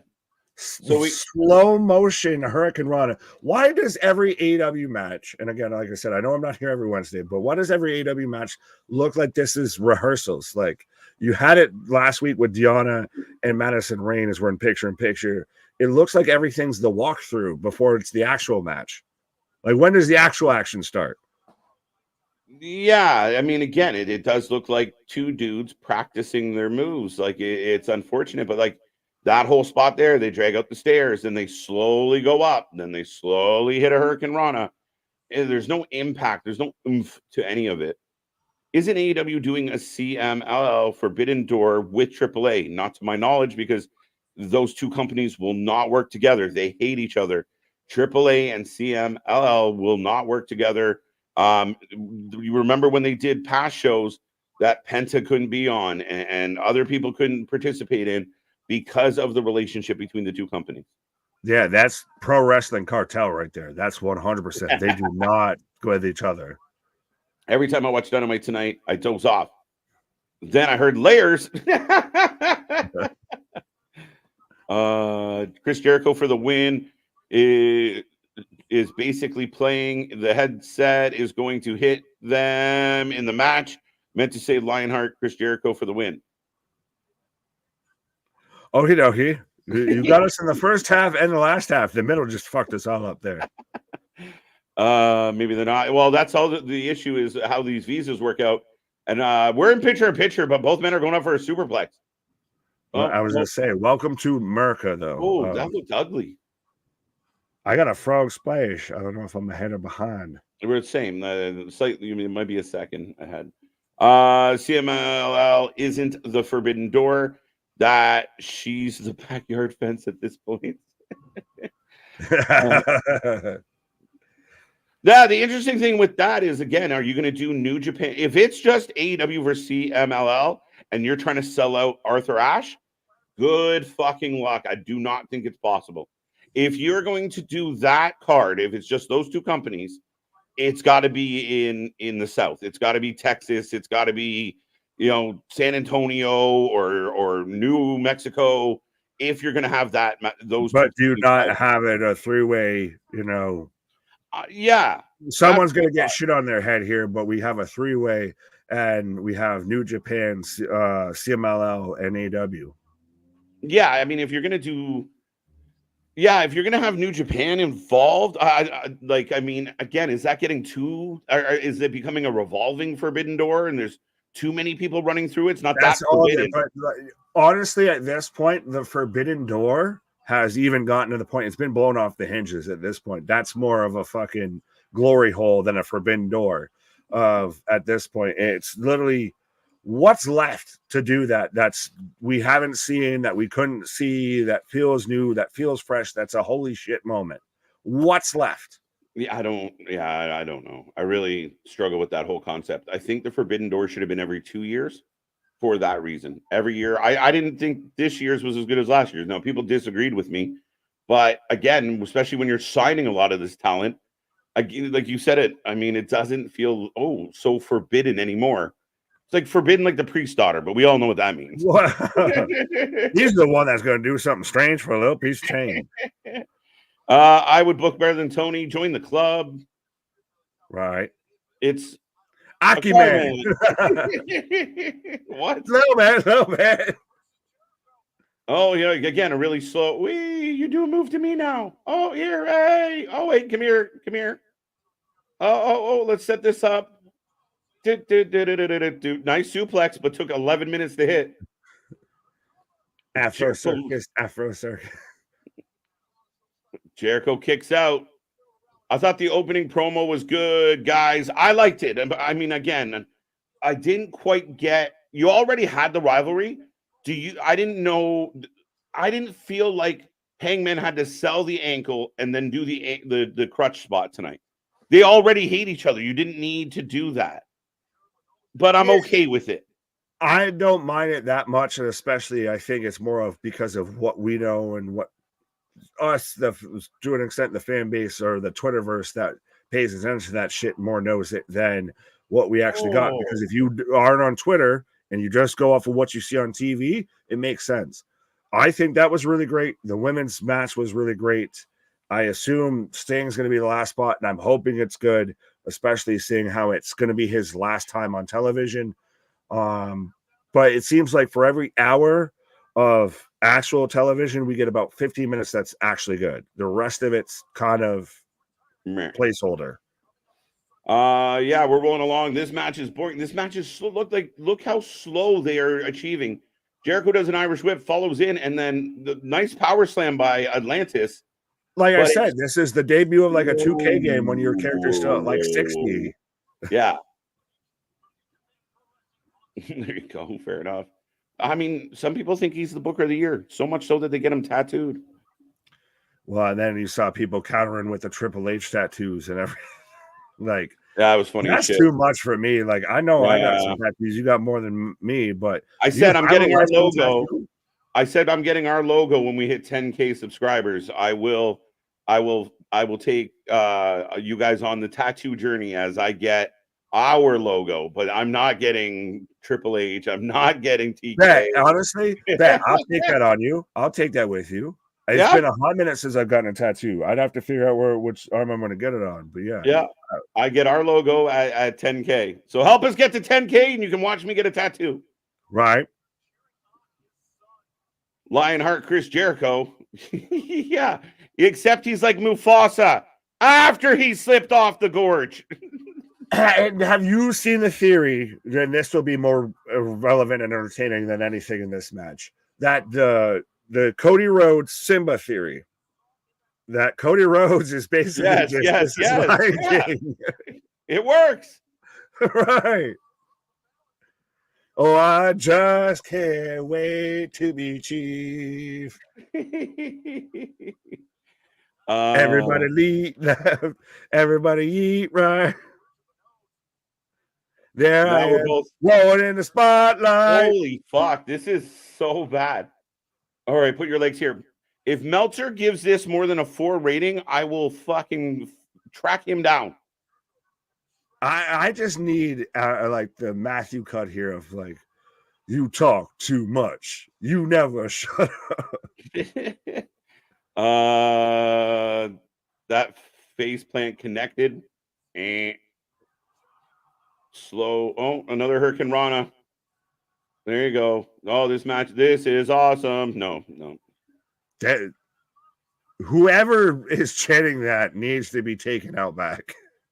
Who's worse, Tony Khan or Excalibur? Booker T, if you ask the Wrestling Observer. Up! Up! Oh, Almost in the torture rack. Almost. do we see Lex Luger on Sunday? Maybe. I mean, I don't see why not. I mean, we could see some surprises for sure. Right. Pins into a wall. It's a Boston Crab. Quit calling it the walls of Jericho. It's a Boston Crab. CMLL has been around since 1933. I think it's like 91 they're years one old. of, if not the oldest wrestling promotion in existence. Mm-hmm. And there's been beef between AAA and them for a long time, folks. Yeah. And Jericho leaning on it. Oh, we throw in the towel. Atlantis Jr. threw in the towel. Or is that just senior Atlantis? That's I don't know. I'm just guessing. It's the Phantom out here. The Phantom of the Lucha is here. Oh, fucking awful, guys. That was like that. This should be getting the Maxine Dupree treatment right now.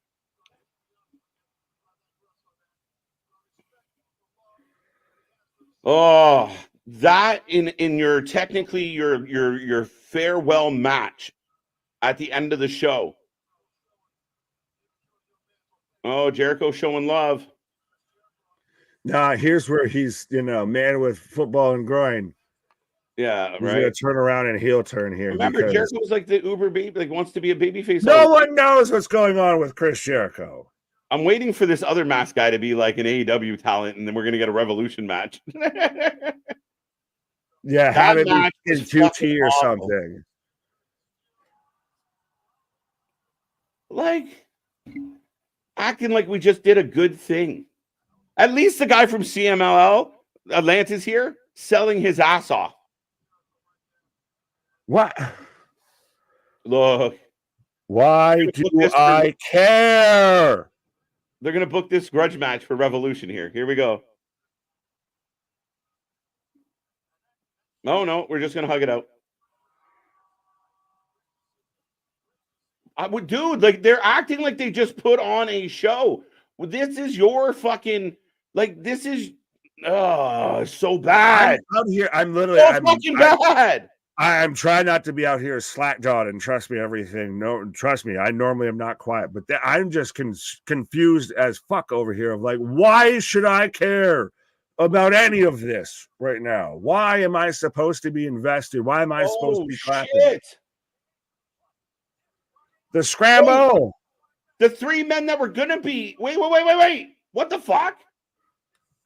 So, the three men that were announced for Meat Mania are in the All-Star match, which Chris Jericho's in. So why not run that angle tonight? Because Chris Jericho fought this guy when he was young, and now Jericho wants to fucking relive his old times. Like, we're watching a fucking billionaire-funded midlife crisis right in front of our eyes for over a fucking year now. It's disgusting me. Well, you just get everybody that gets to sit there and just whatever fun match they want to have, whatever kind of thing that they think is going to work or whatever. Like, did Chris Jericho get recently banned from his local Mexican restaurant or whatever? He can't get his guac or his fucking chips now, so he feels like if he goes in, has a match with a luchador, he's gotten good with them. See, I'm one of you. I'm an ally here. What the fuck was... What were we supposed to care about? What were we supposed to take away from that match outside of Chris Jericho got his rocks off? The post-match was so self-indulgent for a terrible match of them doing like the additional bows and arm raises. Like, dude, how do you not kill your audience with that type of performance? And nobody out there, nobody is going to convince me that I just watched a really good, entertaining match. Again, it's for every hour or so of good content on this show, we get about 50, or alleged good content. We get about 50 minutes of actual good content. Yeah, sorry, not to cut you short. Here's my question. There's approximately 5 minutes left to this show. Yep. Sting's last AEW Dynamite ever. We're going to get it mostly in run over time. Again, this is summation of how much they've booked this Sting end of the last tour angle. Now, for the people tuning in that think, oh, wow, these two guys just hate this company. Why not throughout this show? Why was there not comments or little videos of Sting's career, or at least the AEW talent thanking Sting, like going little clips of Sting meant a lot to me. We're gonna miss him. Sting's an icon, from the current talent. But as throughout the show, you pay homage to Sting the whole show. Give him a presence on the show. Make this matter. They failed. I am like blood curdling right now because it's literally of why didn't you basically use this as a pre-show to build up his last match and everything like that before you're about to have it on a Sunday to where there's nothing else running right now, especially there's no football or anything like that. This is his last time on Warner Television, everything. Sting's been one of your backbones of this company, and you have nothing now. You have nothing but the catalog, especially being on Turner Television, to run through the whole lineage. The Sting match spot? Probably. The Sting and the Sting match? Oh, there you go. No, we did it with Darby. It's Darby. Yeah, okay. But so we're not even going to get... We're just getting into the fight. Okay. Like I said, it's going to be all run over. But that's the thing is, you have so much room that you can make this just a complete and utter beautiful send-off. And instead, you're wasting it. You cannot tweet out and talk about the importance of Sting retiring and not make it feel that way. You should be paying homage, not just tonight, previous nights, but tonight's particularly. Why are you not running little videos and clip bits and snippets paying respects to the icon Sting? Absolutely. I don't get it. 100%, and that's what I was saying of you have even the video catalog to do it. Yeah. The only thing I want to say to Nick Bray here is The Rock brings views, though. Ask the 3 million people that were watching on Friday. The Rock makes people tune in. That's the difference between The Rock and Chris Jericho. Jericho makes people leave. Rock brings them in, whether we love them or hate them. We've got 3 minutes left, and we're literally going to probably barely get Stinger. The most Sting going to come down from the roof is going to come out. And we're going to go off air, and then if you don't have a DVR set for 5, 10, 15 minutes, whatever pass, you ain't going to see shit. Yeah, like why is Sting and Darby not together? Why would they be separate?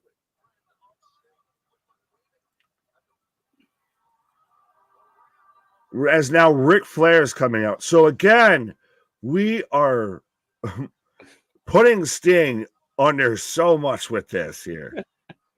Well, Christ, we were doing even more of. We had, even when we started off the stream and everything, we had the fucking Ride the Lightning background out there and everything because we talked about it either Tuesday or Monday night about which is more iconic with Sting of his WCW kind of Crows theme or the Seek and Destroy. You could have sat there and imagine right now you hear Seek and Destroy. Yeah, you're going to probably still hear it at the pay-per-view, but that's the way you end the show. Holy shit, folks. Make sure you go ahead and grab your tickets. Make sure you buy the pay-per-view. Use this as a big fucking selling pitch. Use this as a 2-hour pre-show for the end of an icon. The theme of this show tonight is slow. As they give Ric Flair the bat, but oh, great. Grandpa playing T-ball. He poked the fuck in the eye. Some poke to the eye. Yeah, but I don't trust him. Oh, Ric Flair gets low blowed. You punched him in the ankle to hit him in the balls, folks.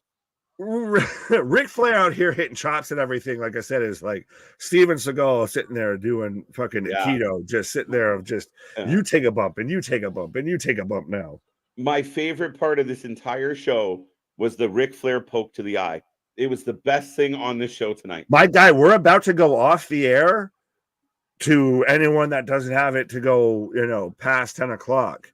And no Sting. No Sting. This segment's slow. Ric Flair Ric Flair doesn't move fast. Now we get Sting. Literally in the last 1 minute on the clock. Wait, I was prepared for this.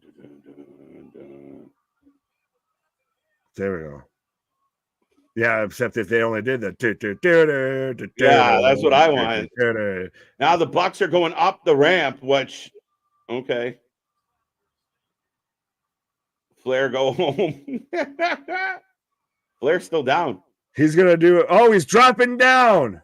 I called it. I fucking said this is what was going to happen. Dun, dun, dun, dun, dun, dun, But he's in your ring. Where were you 8 minutes ago? Hooking up your harness, Batman? Yeah, Batman, motherfucker. Your good little buddy was getting a beating for a solid 7. But again, vintage Sting. Yeah, fuck. No, because you could have done that when they were in the fucking ring. Amen, brother. Wow. That's what you call wood on aluminum. Yeah, did you hear that shit? That's why we use wood around here, bitch. Darby with the coffin drop. What an iconic moment, says Tony. Tony, as literally, if you're watching this, if you were watching this and you're recording it and everything, this is going off air right now. Fucking stupid. Why wait till now to do this? Yeah, we could have done this earlier. Facts. Who said that? Sorry, just from the rafters. I like it. Who said? Somebody said F this shit. Oh. I still don't trust Ric Flair. Just saying. Predictable, says Chair. I love that comment.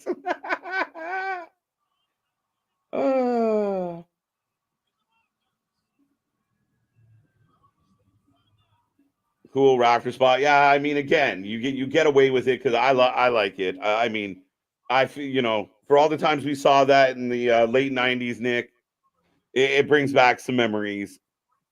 But the whole thing, I think you could have done it better of like when they're sitting there laying out Ric Flair in the ring, and that's when you have Sting drop down behind him, and you can have Shivani, it's Sting, and you get like you right there, you get the rafter spot, and it's at least more concise because, like you said, the biggest issue with this whole show is it moved at a glacial pace.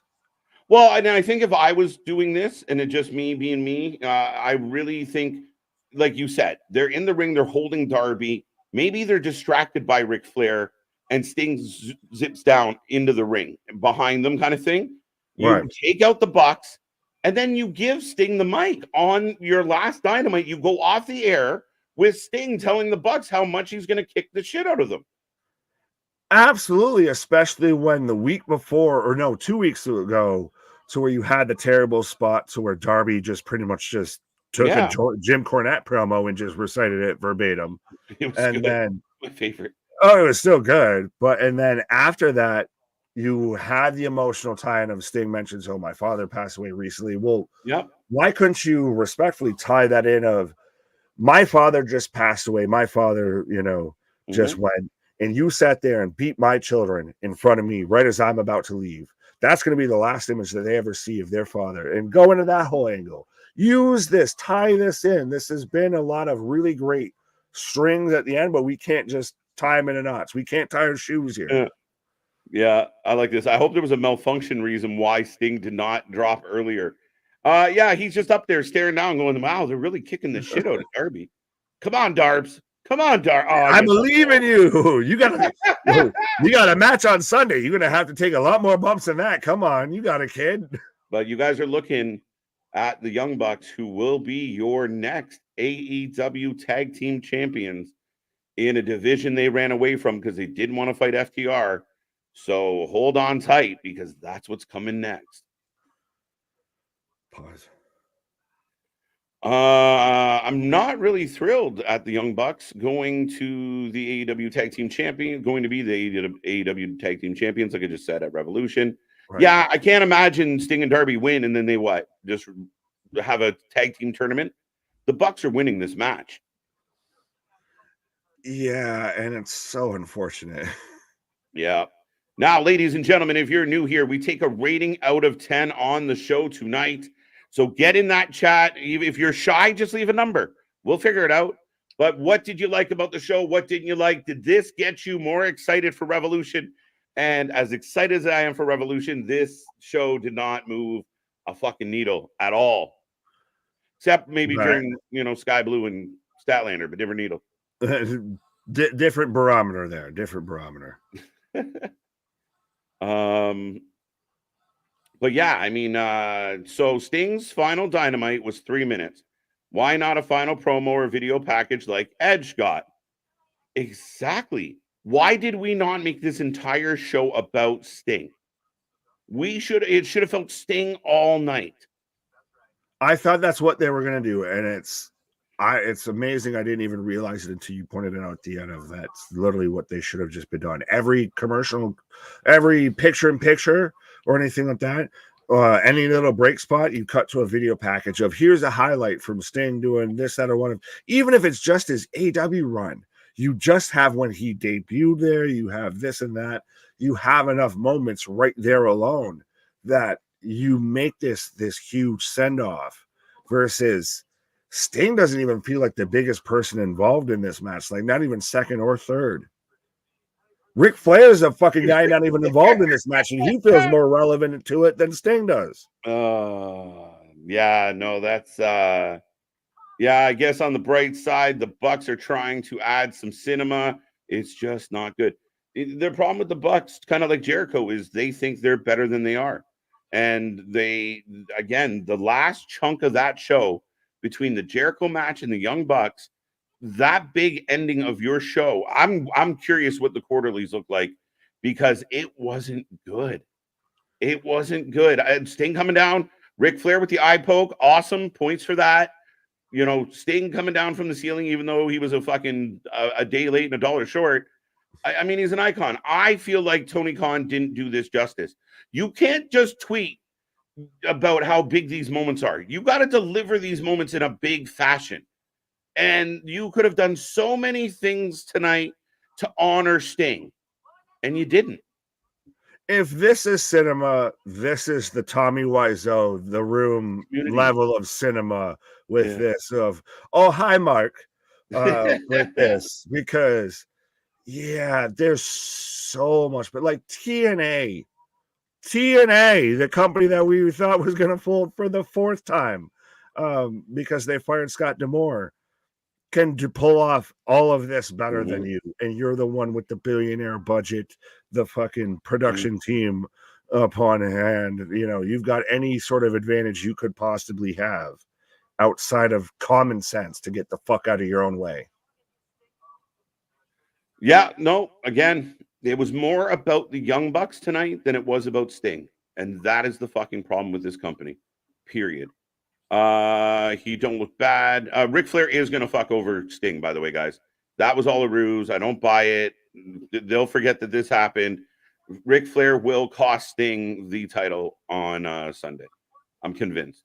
Maybe I'm wrong, but I'll be here to eat crow. Well, that's why that is that a Sting reference there? 6 out of 5. 7 says Eric. Hate to say it, but Sting's never been much on the mic. But he has been on the mic. And I mean, the early days of Sting, he was great on the mic. The blonde hair Sting that got everybody amped, the baby face. There is a mic worker in that body there. Don't kid yourself.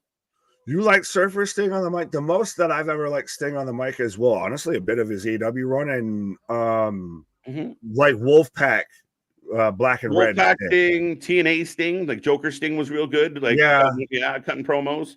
Main Event Mafia. Right. They gave the mic talk to the old douches, yet not to Sting for his last Dynamite. Again, I think you could have done what you did, but dispatch of the Bucks a little quicker, and Sting gets to say something like, you know what? Tonight's my last Dynamite. I love you all. Even if he is not a man of many words, I love you all. Thank you, Dynamite.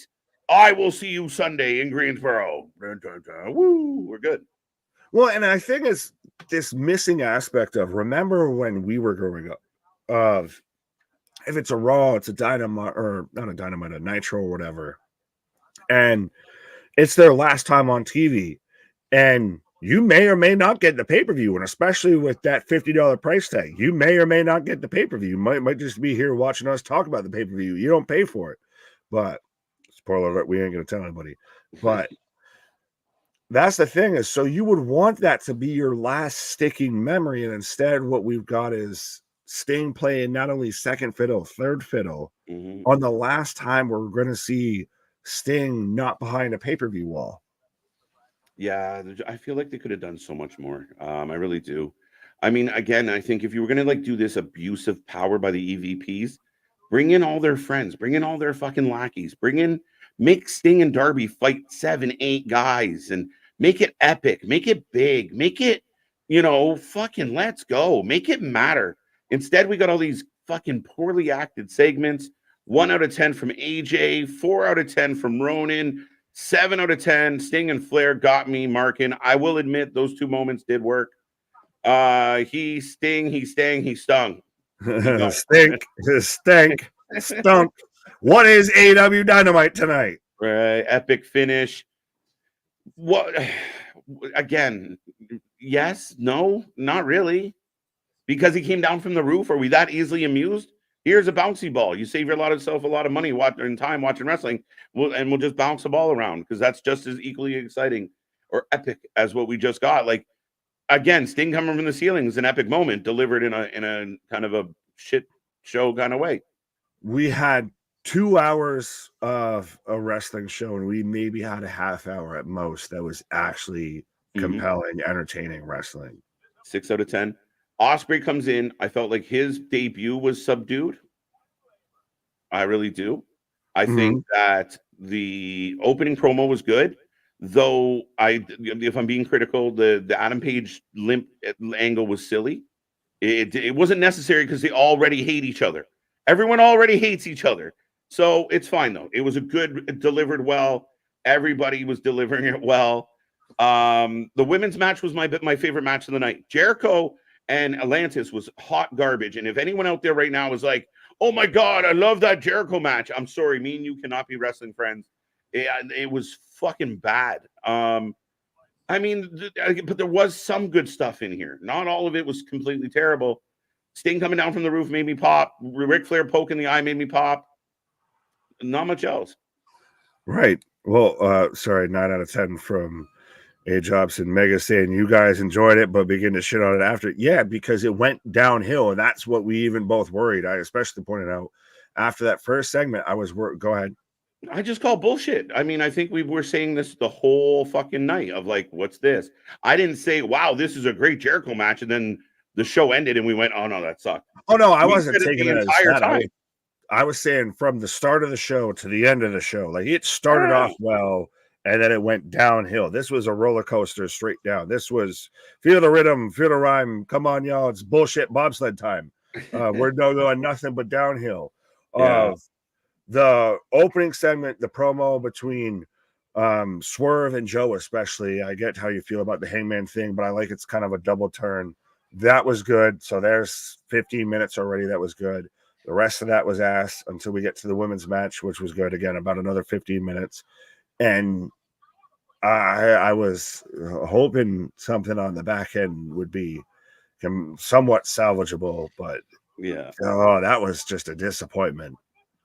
Yeah, from start to finish. I mean, on the completely from start to finish. 2.5 out of 10. I mean, again, this is funny because I'm going to defend them enough that I'm not giving them that low of a mark. Jin wants some Cody. AEW management gets a 3 out of 10. Facts, we'll take that. CM Punk was right all along, not at all wrong. Tell me when he's telling lies. And it's all playing out in the wash, dude. We are seeing the differences. We are seeing issues continue in one company and things getting better in another company. It's kind of funny. 2, the Joker Sting was great. Absolutely. That time for the Gerald match should have been given to Sting 150 fucking %.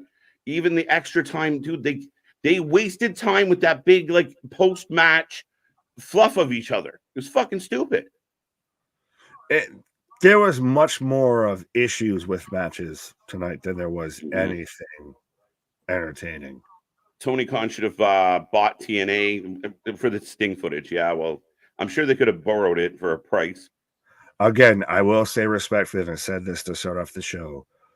Past that opening promo with Hangman, Swerve, and Joe, that opening segment, the rest of it you can skip on past it. Now, Savage saying, "What's up, gentlemen? AEW telling a good story with Sting and Flair, and the Bucks are, dude. I'm sorry, man. If you If you think that's good storytelling, I don't know what you're watching. It has not been good storytelling. It has not been well done. It has not been well delivered. The Young Bucks can't pull weight. The Young Bucks can't make it real. Yeah, great. We had fucking Sting come down from the ceiling. Very cool. Ric Flair poked him in the eye, but we know what's going to happen on Sunday with Ric Flair and Sting. This has not had story. This had a great opportunity to be a really cool thing, and they went out with a whimper, and this did not feel like an important night for AEW. It felt like just another fucking night. So sorry to disagree with you, Savage, but you're wrong, and unfortunately, it's not there. As far as match of the night with Ospreay and Takeshita, I completely agree with that. But if you think this is good storytelling, I'm sorry. I mean, we got to read some books. We got to up our fucking knowledge here, because this is not good storytelling. Well, it's the American education system, but you know how you really get yourself over if you're supposed to be one of the greatest. You're a generational talent as tag team wrestlers and everything like that. You have generational tag team matches. Not you're out there with geriatrics, that people who have had their last match and are about to have their last match, and that's how you have to get heat. You can have matches with FTR, the House of Black. You have that depth of a fucking talent roster, but no. We don't know how to get any sort of heat outside of some cheap heat. So we're just going to go after the guys that are just, on the way out here, because we know we can get over with them. Yeah, it's the same thing. I go through the same kind of roller coaster of emotions with AEW every week, where I start off extremely excited, extremely optimistic, and then by the end, I find a lot of things to fucking be upset about. Sky's ass is 11 out of 10. There you go. Last week was much better. Facts. I agree with that. 5 out of 10. I'll give it a 5.5 out of 10. I'll give it a little more. I'll give it some love. I think there was portions in there. The women's match of the night. The opening segment was kind of fun. I got a couple pops out of Sting coming from the roof and Ric Flair. The trios match wasn't great, but it was an okay match. It wasn't boring, but yeah, I'll go 5.5. I'll do one last and go straight 5. It's just straight 5. It's the mid upon mid there of even and that's what I mentioned. Even we're talking about the 6-person tag match. We love everybody in those matches. In that match, broken up into different pieces there, but that as a whole felt like that was 3 matches in one. Of just it just went on for so long and just kind of meandered. There was nothing. That's the biggest takeaway, I guess, from AEW tonight, is it meandered. It really never found a fucking conclusion. It just kind of walked about. It lacked intensity, and this is my issue. We talked about it. You got Eddie Kingston standing straight up, throwing those shitty looking chops. At least lean into them. Make them look like you're fucking clapping the guy. And you got Moxley in the corner with Dax hugging him, waiting for the other guys to hook up their sleepers. Nobody's, like we talked about it with Wrestling Revolver last weekend. Everything looked like a struggle. Every move, every turn, every pivot, it looked like 2 competitors struggling for every moment. Nothing felt like a struggle tonight. Everything felt like we're just going to mail it in because we got a pay-per-view on Sunday. And that's the worst way to have that happen on a go-home show, and we've called this out plenty of times with WWE, of when it doesn't feel like you're trying to put in your best foot forward. Like when it comes across like a go-home show is more if you meld it in versus you're really trying to sell me on the pay-per-view, that's when it's a precipice for disaster. A little bit. And I agree with Richard here. And as we're going to call last call and get ready to pack up and head out for the night, we are back tomorrow for Impact. Don't forget that. And we're here all weekend long. Saturday is our 2nd anniversary, our 2-year birthday. We turned 2, and we're doing better than people that have been around for a hot minute. So stay tuned, folks. We got a lot to bring. Still confusing why the Meat Madness match changed when the same people are in the Scramble match. I am a little perplexed by this, Nick. I don't know if it matters, but it is confusing. Well, I'm just going to say the letters ED when you can't get your meat to rise. Hashtag not sponsored. Go and hit up Conrad Thompson for that blue chew. Yeah, this, if even if it was bullshit security, like if you made that an epic moment, like Sting dropped down in the middle of like the Bucks and all their friends and Cutlet Slayer and fucking QTs, like throw it. You had the security like Carmelo had on NXT. Carmelo, right? And just drop down in the middle of them and wipe them all out. And Darby drops down too. They do a double drop down. and the place goes crazy and they fuck everybody up. And if you need Rick there, well, maybe Rick comes out and pokes a couple security guards in the eyes. There is, like, when we say there's a better way to do it, I think there's better ways to do it. And that's the way it is, guys. It's not that I hate the company. I just think you dropped the ball on what I was very and there are easy ways to think about it. Like, this is realistically, we're just literally spitballing 5 minutes after the show. We're like, well, wait, no, here's an idea that's 10 times better. Because once you said that, I'm like, that's you have it to where they come out and they've got all the security. They're fucking rows upon rows deep. But granted, you'd have to set it up with Sting's trying to get at them beforehand. So the lead-in's terrible, but and then you have Ric Flair come out and he's pleading, I want to be relevant. And you look like they're, toying with him. They're talking down to him. And you have Sting just drop behind him, or you have Sting and Darby drop behind him. And they just lay him out with bats and everything. Like you said, that's a perfect picture. That's a fantastic visual to sell me on a pay-per-view. But you know who didn't think of it? Matt Jackson or Matthew Jackson, Nicholas Jackson, Tony Khan, fucking MAGA, fucking Rocky Romero, QT Marshall. None. Yeah. Sounds like Jericho forced his way into the Meat Madness, or Tony forced him in. We don't want to talk about forcing meat anywhere, folks. What is NBA? But yeah, folks, ladies and gentlemen, everyone out there, we thank you for being on this little trip with us tonight. As I said, AEW did not make me excited for Revolution, and I'm not paying $50. Well, we will be here live, Damien, so watch it with us. We'll let you know what's going on. But, I mean, I was excited for Revolution. Tonight definitely didn't help. There was a lot of holes in the game. So, yeah, it wasn't my favorite. I just wish they made it into a singles match instead of a tag team match. I'm more mad that it's a tornado tag team match, because that's all and everything goes. Lazy booking. Not my gimmick. Little bit. Well, that's where you're gonna get shy. So are we betting like what? Like a 2 for 10 so far with the year, or where are we at here of actual positive AEW shows, AEW Dynamites versus in the wheelhouse there? I think they're 2 and 5. I really think that AEW has come out of the gate in 2024 since World's End. AEW has felt stale, boring, and lacking intensity, authenticity, outside of Swerve and Joe and Hangman a bit. But I really feel they have struggled out of the gate in 2024. That makes me a hater. Well, tough shitty. But at the end of the day, 2 of the shows, last week and 2 weeks before that, I thought they had really solid shows. This week and every other week has been a struggle for me. I'm praying, Nick, that AEW Revolution is the beginning of a nice change, a nice new direction, and this product heating back up. We need this product to get better, because we need this product to push the other products to continue to be better. I hate to be the Princess Leia here of help us, Tony Khan. Your only hope. Just fucking do something. Help us, Pepper Potts, whoever you are. Right. On that wonderful note, thank you, MDB. Thank you, everyone else out there. We're back tomorrow for TNA. Like I said, Friday doubleheader, SmackDown Rampage, Saturday doubleheader, and our birthday. We're doing House of Glory. We are doing Collision, and then Sunday we will be live at 6 p.m. for AEW Revolution. Whether we like the build or not, we will be here for all the matches. So make sure you do not go anywhere, Nick. Go home is exactly what we're gonna do on this particular Absolutely, but nobody does it like we do. But our shit is real, our shit is raw, our shit is authentic. When you're talking about that wrestling, you better put that forward life with it. See you on the flip side. Thank you, Sting. Good night. Woo!